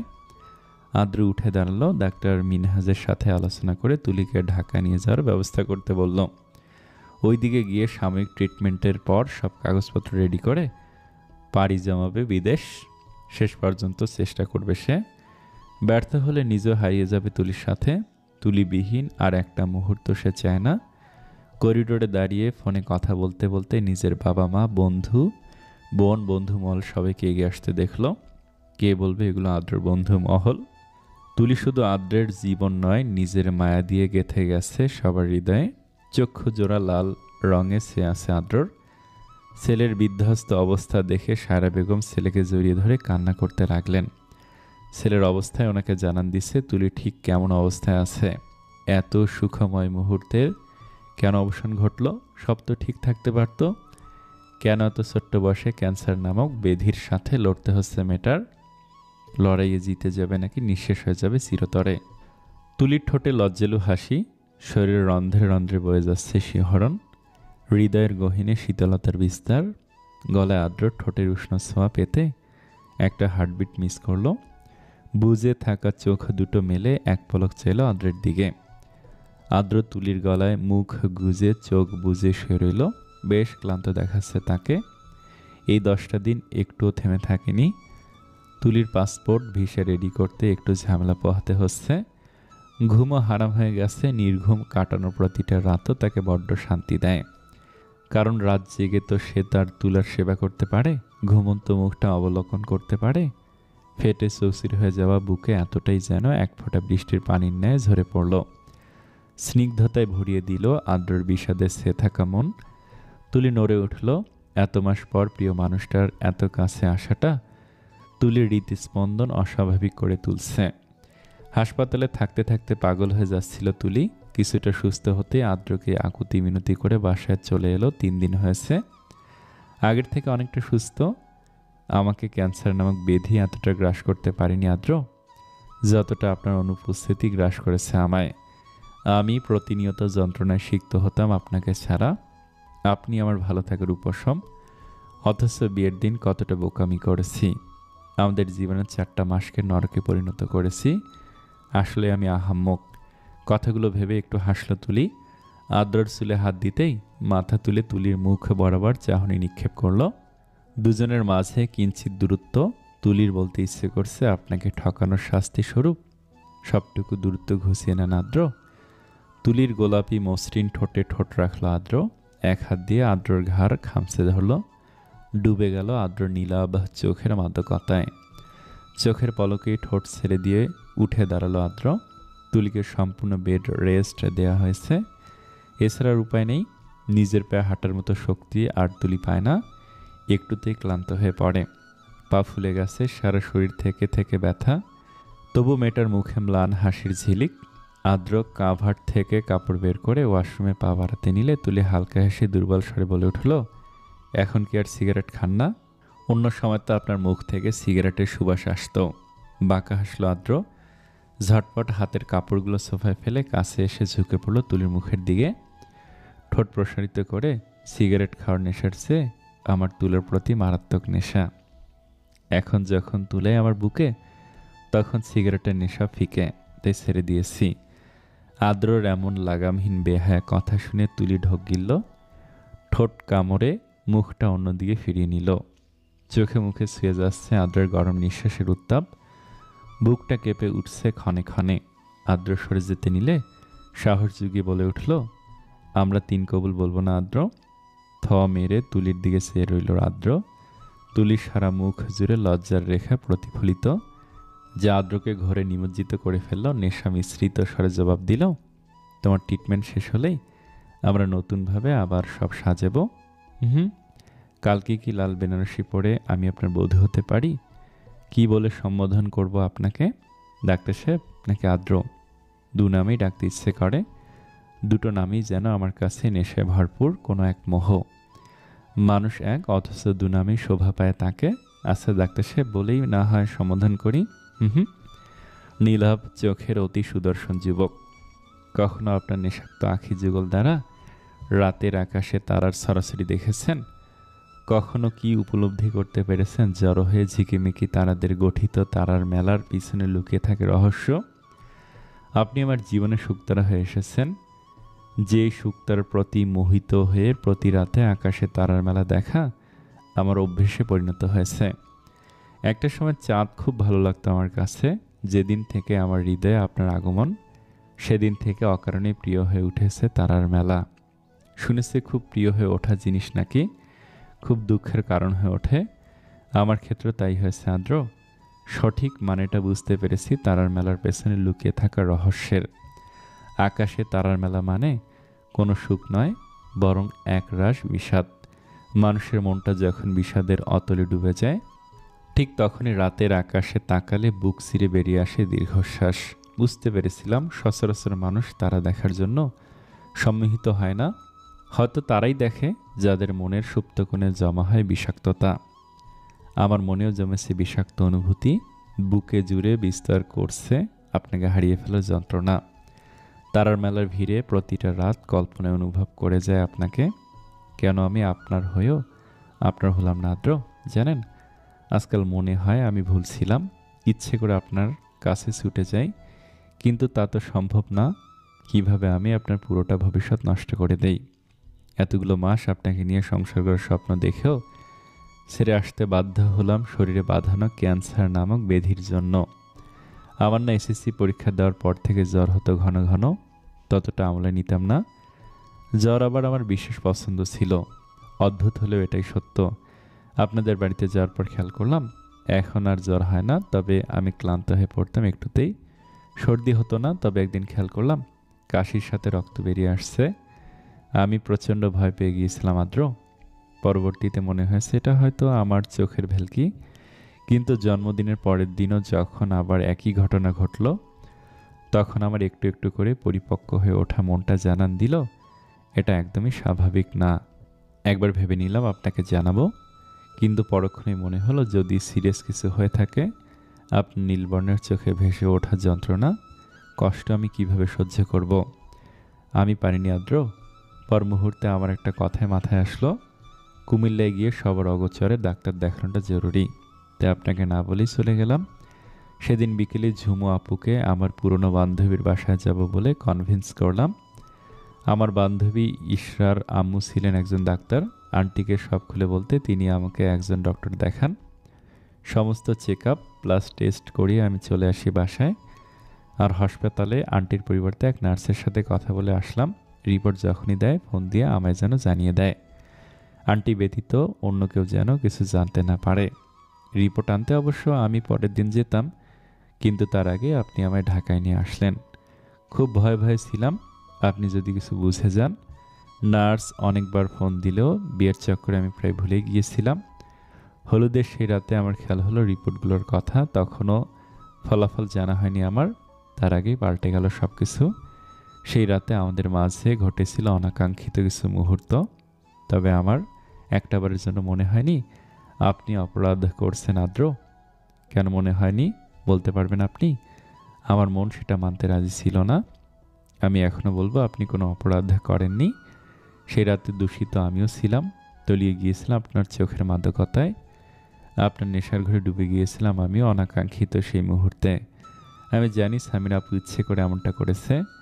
যখন ওনার চোখের দিকে তাকিয়েছিলাম সব যেন পরিষ্কার হয়ে গেল। আসলে কিছু মানুষকে ভালো হওয়ার সুযোগ দিলেও, আপন করে নিলেও মানুষগুলো তার মর্মার্থ বোঝে না। সকাল থেকে প্রতিটা সেকেন্ডে অপেক্ষার প্রহর গুনেছি কখন আমাদের ভালোবাসা পূর্ণতা পাবে। শতবার কল্পনায় বর সাজে এঁকেছি আপনায়, কিন্তু হাজারো স্বপ্ন হাজারো কল্পনা নিমেষে চূর্ণ বিচূর্ণ হয়ে গেল যখন হোয়াটসঅ্যাপে পাঠানো রিপোর্ট ও বার্তা দ্বারা জানতে পারলাম ব্লাড ক্যান্সারে আক্রান্ত আমি। দম বন্ধ হয়ে আসছিল আমার। আপনার চেহারা ভেসে উঠছিল আমার চোখের সামনে। ঘাবড়ে গিয়েছিলাম প্রচণ্ড। বেনারসিটা আঁকড়ে ধরে আপনার নিকট পা বাড়াতে নিলেই আমার মনটা আমায় থামিয়ে দেয়। চিৎকার করে বলে ওঠে, তুলি, তুই আজকেই মরে যাবি জেনেও মানুষটা তোকে বিয়ে করবে, কিন্তু তুই একটাবারও ভেবেছিস এতে তার জীবনটা বরবাদ হয়ে যাবে? আজ বিয়েটা না হলে বেঁচে যাবে মানুষটা। হয়তো সময়ের স্রোতে পরিবারের জন্য হলে বাধ্য হয়ে কারোর সাথে নিজের ভবিষ্যৎ গড়ে নিবে। ভালোবাসা মানে তো ত্যাগ। তাহলে কেন তুই নিজের স্বার্থ দেখবি? কথাগুলো উদয় হতেই ঝটপট একটা চিরকুট লিখে সবার অগোচরে বাড়ি থেকে বেরিয়ে এসেছিলাম সেদিন। ইচ্ছে করছিল নিজেকে নিজে গলা টিপে মেরে ফেলি। খুব কষ্ট হচ্ছিল আপনাকে ছাড়া। সেদিনে ট্রেনে দুটো ভালো মানুষের সাথে দেখা হয় আমার, আরিয়ান ও রিমাপুর সাথে। মানুষ দুটো আমাকে আগলে রেখেছে, নিজেদের সাধ্যের মধ্যে যতটুকু পেরেছে করেছেন। তবু আমি জানি আমি বাঁচব না আদ্র। যেখানে আপনাকে ছাড়া নিঃশ্বাস ফেলতে গেলেও মনে হয় কেউ গলা চেপে ধরেছে। আমি সুস্থ কিভাবে হব বলুন? আচ্ছা আদ্র, আপনি তো হার্টের ডক্টর। আল্লাহ কি আমার হৃদরোগ দিতে পারতেন না? কেন আপনাকে নিজের অস্তিত্বে মিশিয়েও হারিয়ে যেতে হচ্ছে আমার? জীবনটা কেন সবসময় সুখময় হয় না? দুঃখ আসাটা কি জরুরি? আপনি আমার জীবনে আসার পর যত সুখ পেয়েছি, এত সুখ কোনো মেয়ে পেয়েছে কিনা তাতে সন্দেহ আছে আমার। অতি সুখ আমার কপালে সইল না আদ্র। আপনি কি কখনো খেয়াল করেছেন আমি কোনো দিনও আপনাকে ভালোবাসি বলিনি? শতবার চেষ্টা করেছি, কিন্তু বারবার ভালোবাসি শব্দটা উচ্চারণ করতে গিয়ে লজ্জায় নুয়ে পড়েছি। প্রতিবার থমকে যেত আমার হৃৎপিণ্ড। কখনো কি আপনাকে ভালোবাসি বলার সৌভাগ্যটা আমার হবে আদ্র? আধারের ছড়াছড়ি চারপাশে, কিন্তু কৃত্রিম রাঙা আলোয় আদ্রদের বাগানটা একদম আলোকিত হয়ে আছে। এক দৃষ্টিতে তাকিয়ে আছে আদ্র মূর্ছে যাওয়া লাল গোলাপটার দিকে। ফুলটা যেমন সময়ের ব্যবধানে মূর্ছে পড়েছে, তেমনি সেও তো মূর্ছে পড়বে তুলিবিহীন। বুকের ধরফরানি বেড়ে যাচ্ছে বারবার। নিজের সবটুকু দিয়ে চেষ্টা করার পরও হারিয়ে ফেলার ভয় আঁকড়ে ধরছে মনে। বিষাক্ত ফোড়ার মতো বিষাক্তময় ব্যথা হৃদয়ে ছড়িয়ে ছিটিয়ে পড়ছে। মনে হচ্ছে এইবার বুঝিয়ে হাতটাই ব্লক হয়ে যাবে। হাতের চিঠিটা নিয়ে রুমে আসলো আদ্র। তুলির ঘুমন্ত চেহারায় দৃষ্টি বুলিয়ে চিঠিটা খুব যত্ন করে ডায়েরির ভাঁজে রেখে দিল। তুলি কড়া ওষুধের তেজে বেঘরে ঘুমাচ্ছে। আওয়াজবিহীন নিঃশব্দে পাশে বসল আদ্র। কপালে শুয়ে দিল শুকিয়ে যাওয়া নিজের ওষ্ঠদয়। এক ফোঁটা অশ্রু গড়িয়ে পড়ল তুলির চোখের পাতায়। কানের কাছে মুখটা নিয়ে ফিসেল সরে বলে উঠল, হায়, আমার জীবনের প্রতিটা সকাল তুমিময় হোক, নয়তো তুমি বিহীন আমার মৃত্যু হোক। ছাদে জম্পে আড্ডা বসেছে সবার। অন্তু, পায়েল, সাগর, রিমি, নিবিড়, আমরিন, ইনশিতা, রনক, আরিয়ান, রিম, আহান, ঝুমু সবাই মিলে আড্ডা দিচ্ছে। এতদিন এই বাড়িটার প্রত্যেকটা মানুষের অনুভূতিগুলো যেন মৃত্যু ছিল। তুলির আগমনে সবকিছু আবার কেমন সজীব হয়ে উঠেছে। যদিও তুলির অসুস্থতা কারো মনেই শান্তি দিচ্ছে না, তবু মেয়েটা যতটা সময় থাকবে ওকে খুশি রাখার চেষ্টা করে যাবে সবাই। হায়াত মৌতের মালিক তো আল্লাহ, কিন্তু আমরা চাইলে অসুস্থ মানুষকে ভালোবাসা স্নেহ দিয়ে তার মনটাকে আনন্দে ভরিয়ে দিতে পারি। হোক না সে দৈহিকভাবে অসুস্থ, একটু চেষ্টায় মনটাকে সুস্থ রাখা যায়। ছাদে পাটি বিছিয়ে গোল হয়ে বসে আছে সবাই কিছুটা জায়গা খালি করে। দরজার দিকে সবার নজর, কখন তাদের কাঙ্ক্ষিত মানুষ দুটো উপস্থিত হবে। বেশিক্ষণ অপেক্ষা করতে হলো না তাদের। আদ্র তুলিকে কোলে নিয়ে এগিয়ে আসছে। তুলি আদ্রের বুকে মুখ গুজে চুপ করে আছে। আজ অসহায় বলে, নয়তো কখনো সবার সামনে আদ্রের কোলে ওঠা তার পক্ষে সম্ভব হতো না। তৎক্ষণাৎ মৃত্যু হতো লজ্জায়। তুলিকে বসিয়ে দিল আদ্র, নিজে বসে পড়ল পাশে। সবাই মুগ্ধ চোখে চেয়ে আছে দুজনের দিকে। তুলির গায়ের জ্যাকেটটা আরও ভালো করে জড়িয়ে দিল আদ্র। বেশ ঠান্ডা আজ, তার উপর ছাদে দমকা হাওয়া যাচ্ছিল। শিহরণ জাগিয়ে যাচ্ছে সবার দেহে। তুলিকে নিজের সাথে আলতোভাবে জড়িয়ে নিল আদ্র। হালকা হেসে সবার উদ্দেশ্যে বলল, কি তোরা চেয়ে থাকবি নাকি গান টান গেয়েও শোনাবি? আমার বউয়ের মেহেদি হাতটা এভাবে ভেস্তে যেতে দিস না। সবাই একগাল হাসলো। রিমি ও রিম দুজনে হাতে মেহেদি নিয়ে তুলির কাছে এসে বসলো। দুজনকে দেখে মুচকে এসে দু হাত মেলে ধরল তুলি। এই মেয়ের অমায়িক হাসিটা সবার মন কেড়ে নেয়। আদ্র অপলক চোখে চেয়ে রইল। শীতল স্রোত বয়ে গেল অন্তরে। রিমি ও রিম তুলিকে মেহেদি দিয়ে দুহাত রাঙিয়ে দিতে লাগলো। কিছুটা নিচু স্বরে তুলি বলে উঠল, আদ্র লিখবে কিন্তু আপু। কথাটা রিমি ছাড়াও আদ্রর কর্ণগোচর হলো। ঠোঁটের কোণে প্রতীয়মান হলো প্রস্ফুটিত হাসি। মেয়েটা এখনো বাচ্চা, এখনো অবুঝ তার মন, অথচ এই বয়সে লড়াই করে যাচ্ছে আদ্রের সাথে বাঁচার জন্য, একটা সুন্দর সংসার করার জন্য। অন্তু আদ্রকে তুলির দিকে নিষ্পলক তাকিয়ে থাকতে দেখে গলা খাকারি দিয়ে উঠল। আজ যার যার অপূর্ণ কথা আছে, মানে মনের মধ্যে চেপে রাখা সব কথা উগলে দাও। হে হে। চমকিত নয়নে তুলি আদ্রের দিকে চাইল। অন্তুর অদ্ভুত কথা শুনে পায়েল দাঁতে দাঁত চেপে বলল, তোমার মনে নিশ্চয়ই কোনো কথা চেপে রাখছ? এই, আবার কোনো মেয়ের চক্করে পড়ো নাই তো? পায়েলের কথা শুনে সবাই জোরে হেসে উঠল। অন্তু ভারত চোখে বলে উঠল, নাউজুবিল্লাহ বউ, এই অন্তু তোমাকে নিজের জীবনের চেয়েও বেশি ভালোবাসে। পায়েল লজ্জায় একটু হাসলো। আজকাল বড্ড বেশি লজ্জা লাগে তার। অন্তুকে আগের মতো বকাঝকাও করে না। পাশে বসে থাকা অন্তুর হাতটা চেপে ধরে বাহুতে মাথা হেলিয়ে দিল। অন্তু ধীর কণ্ঠে বলল, খারাপ লাগছে? পায়েলের নিরলস জবাব, না। তুলি ওদের দিকে চেয়ে হালকা হাসলো। মনের মাঝে কথাগুলো গুছিয়ে নিয়ে সবার সামনে আদ্রকে বলল, আমি আপনাকে একটা কথা বলতে চাই ডাক্তার সাহেব। চোখের ইশারায় সম্মতি জানালো আদ্র। সবার দিকে চেয়ে লজ্জায় নত মস্তকে তুলি বলে উঠল, ভালোবাসি আদ্র। ঝড়ের বেগে কিছু একটা আছড়ে পড়লো আদ্রর বুকে। দ্রিম দ্রিম শব্দ হতে লাগলো। হৃদস্পন্দনের বেগ বেড়ে গেল দ্বিগুণ। সে তো কোনোদিনও তুলির মুখ থেকে এই কথাটা শোনার জন্য জোর করেনি। ঠিক এই কারণেই হয়তো করতে পারেনি। পিচ্ছি একটা মেয়ের মুখে ভালোবাসি শব্দটা ধারালো ছুরির মতো বিচ্ছে। অনুভূতিগুলো দলা পাকিয়ে বেরিয়ে আসতে চাইছে। তুলিকে নিজের সাথে মিশিয়ে ফেলতে ইচ্ছে জাগছে আদ্রর। সবাই হাততালি দিয়ে চিল্লিয়ে উঠল। তুলি এক রাশ লজ্জা নিয়ে মাথা তুলতে চোখ আটকে গেল। আদ্রের মুগ্ধতায় ভরপুর হাসিটা তুলি একরাশ লজ্জা নিয়ে মাথা তুলতে চোখ আটকে গেল আদ্রর মুগ্ধতায় ভরপুর হাসিটায়। আবেগের তুমুল বর্ষণ হতে লাগলো তুলির মনের গহীনে। হালকা হালকা লাগছে মনটা, কতকাল পরে সফল হয়েছে সে ভালোবাসি বলতে। শূন্য থাকা মনটা আবারও পূর্ণ হয়ে গেল। আদ্র এক হাত বাড়াতেই তুলি মেহেদি রাঙা দুহাত ওপর তুলে মুখ লুকালো আদ্রর বুকে। সবার চোখে আনন্দের অশ্রু, তুলির মুখে চোখে লজ্জার ছাপ। এই বুকে মুখ লুকাতে পারলেই বুঝি বেঁচে যাওয়া যায়। রাদীপ সাহেব ও সায়রা বেগম ছাদের দরজায় দাঁড়িয়ে চোখ মুছতে লাগলেন। আদ্রর বুকে তুলিকে দেখে মনটা ভরে গেল তাদের। বাবাকে দেখতে পেয়ে আসার জন্য ইশারা করলো আদ্র। হাতের ফলের প্লেটটা নিয়ে এগিয়ে আসলেন দুজন। তুলির মাথায় হাত বুলিয়ে নিজের হাতে আপেলের একটা পিস খাইয়ে দিলেন রাদীপ সাহেব। বয়স্ক দুজন প্রেমিক যুগলো আজ মেতে উঠেছেন আড্ডায়। লাল খয়েরি বেনারসিটা হাতে নিয়ে তুলির দিকে এগিয়ে এলো আদ্র। নিজ হাতে আজ নিজের বউকে সাজাবে সে। তুলি স্থির হয়ে বসে আছে। আদ্র একটা সাদা পাঞ্জাবি পরেছে যার উপর দৃষ্টি নিবদ্ধ তুলির। চোখ ফেরানো দায় হয়ে পড়ছে তার। তুলির মন জুড়ে অনুভূতির বিচরণ হতে লাগলো। আদ্র কাছে এগিয়ে এসে জিজ্ঞেস করলো, দাঁড়াতে পারবে? পারবো। দুর্বল শরীর নিয়ে দাঁড়িয়ে পড়ল তুলি। আজও সারাদিন হাসপাতালে ছিল মেয়েটা। শরীরের অবস্থা ততটা ভালো না। কাল বিকেলে দুজনের ফ্লাইট লন্ডনে পাড়ি যাওয়ানোর জন্য। বিয়েটা বাদ দিতে চেয়েছিল আদ্র তুলির কথা ভেবে, কিন্তু তুলির এক রোখা জেদের কাছে হার মানতে হলো তাকে।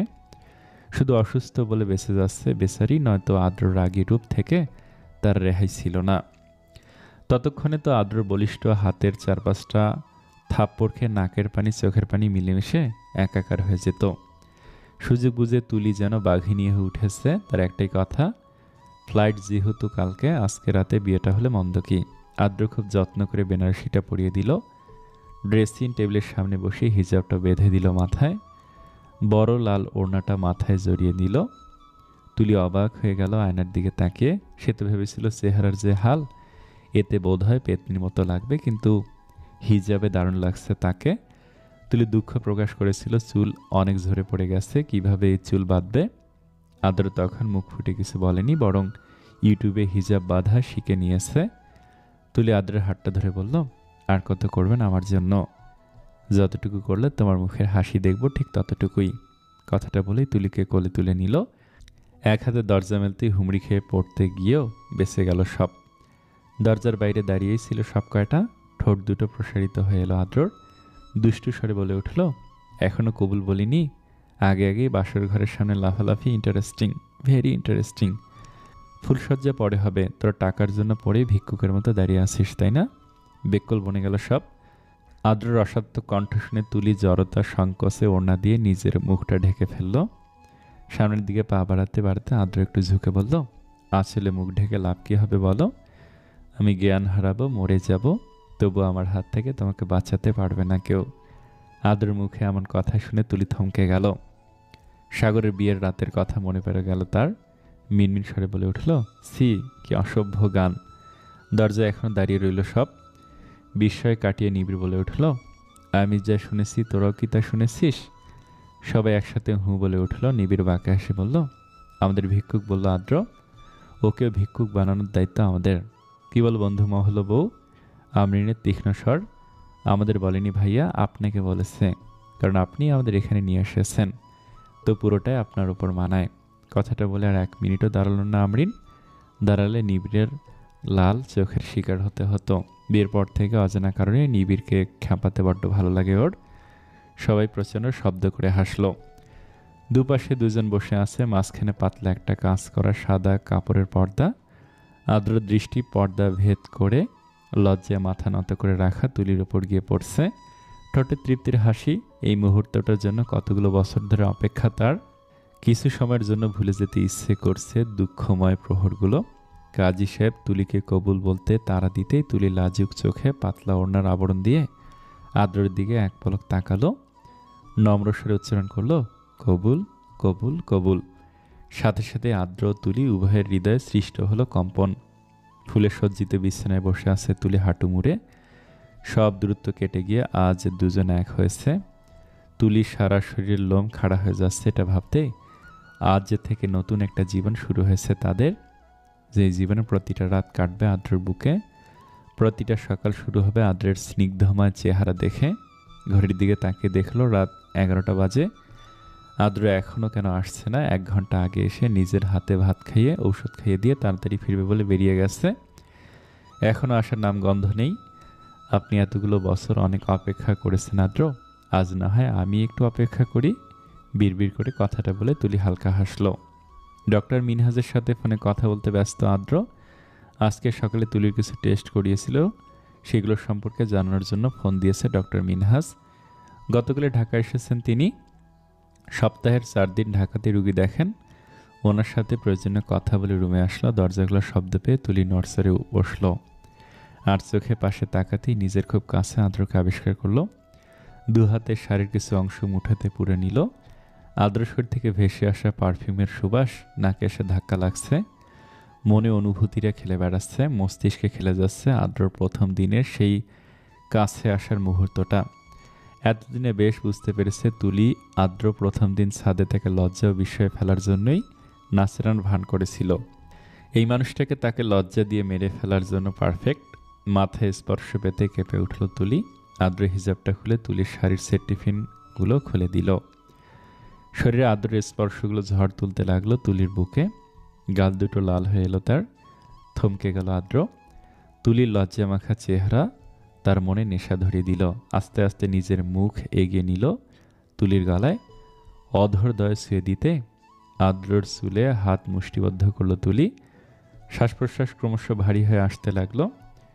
বদ্ধ রুমে ছড়িয়ে পড়তে লাগলো দুজনের গরম নিঃশ্বাস। গলা থেকে মুখ তুলে তুলির বদ্ধ চোখের পাতায় চুমু খেল আদ্র। আরেকটু জড়সড় হয়ে গেল তুলি। কিছু সেকেন্ড পরে নিজেকে শুনে অনুভব করতে গলা জড়িয়ে ধরল তার ডাক্তার সাহেবের। তুলিকে নিয়ে বারান্দায় পাতা ডিভাইনে শুয়ে পড়ল আদ্র। চাঁদের আলো এসে ঠিকরে পড়ছে দুজনের গায়ে। তুলি নিশ্চুপ হয়ে শুয়ে আছে আদ্রর বুকে মাথা রেখে। আদ্র মাথায় চুমু খেতেই তুলি তাড়াতাড়ি করে উঠে বসল। হকচকিয়ে গেল আদ্র। উঠে তুলির পাশে বসতেই তুলি আদ্রর চোখে চোখ রেখে বলে উঠল, 4টা মাস কেন দূরে ছিলাম আমি আদ্র?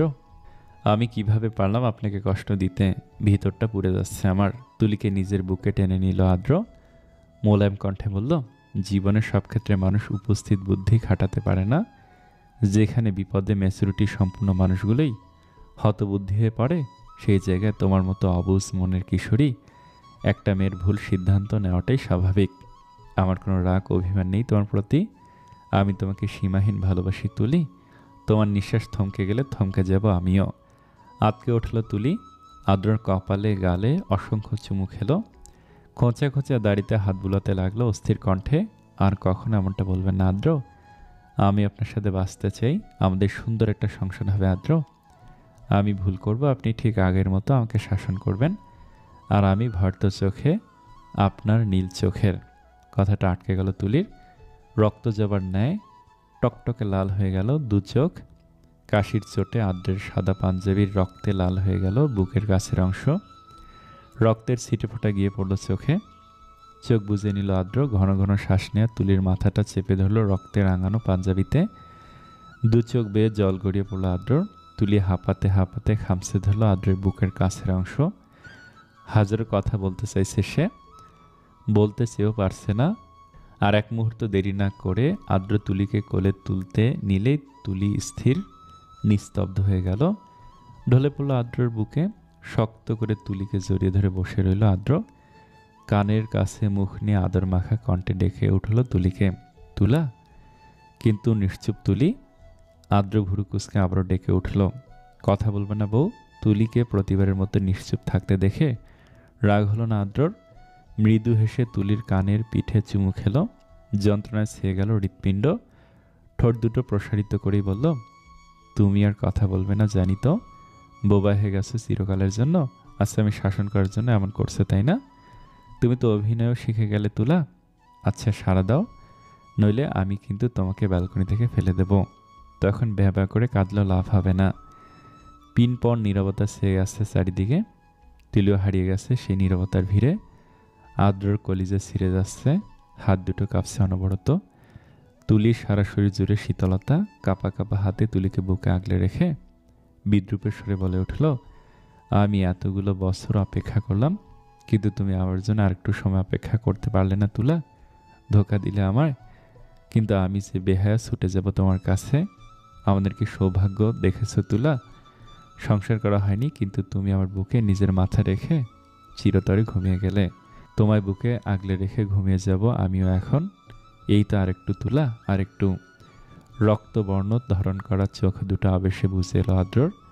ঠোঁট গিয়ে ঠেকলো তুলির চুলের ভাঁজে। হৃৎপিণ্ডের ব্যথায় ছটফট করতে লাগলো ভিতরটা, থমকে গেল নিঃশ্বাস। গল্পটা আপনাদের কাছে কেমন লেগেছে কমেন্টে জানাবেন। আমি জানি অনেকে বিরক্ত, তবে গল্পটা সম্পর্কে আপনাদের মন্তব্য কমেন্টে লিখবেন। এই গল্পের সিজন 2 আছে, যদি আপনারা চান অবশ্যই আমি দেওয়ার চেষ্টা করব। আল্লাহ হাফেজ।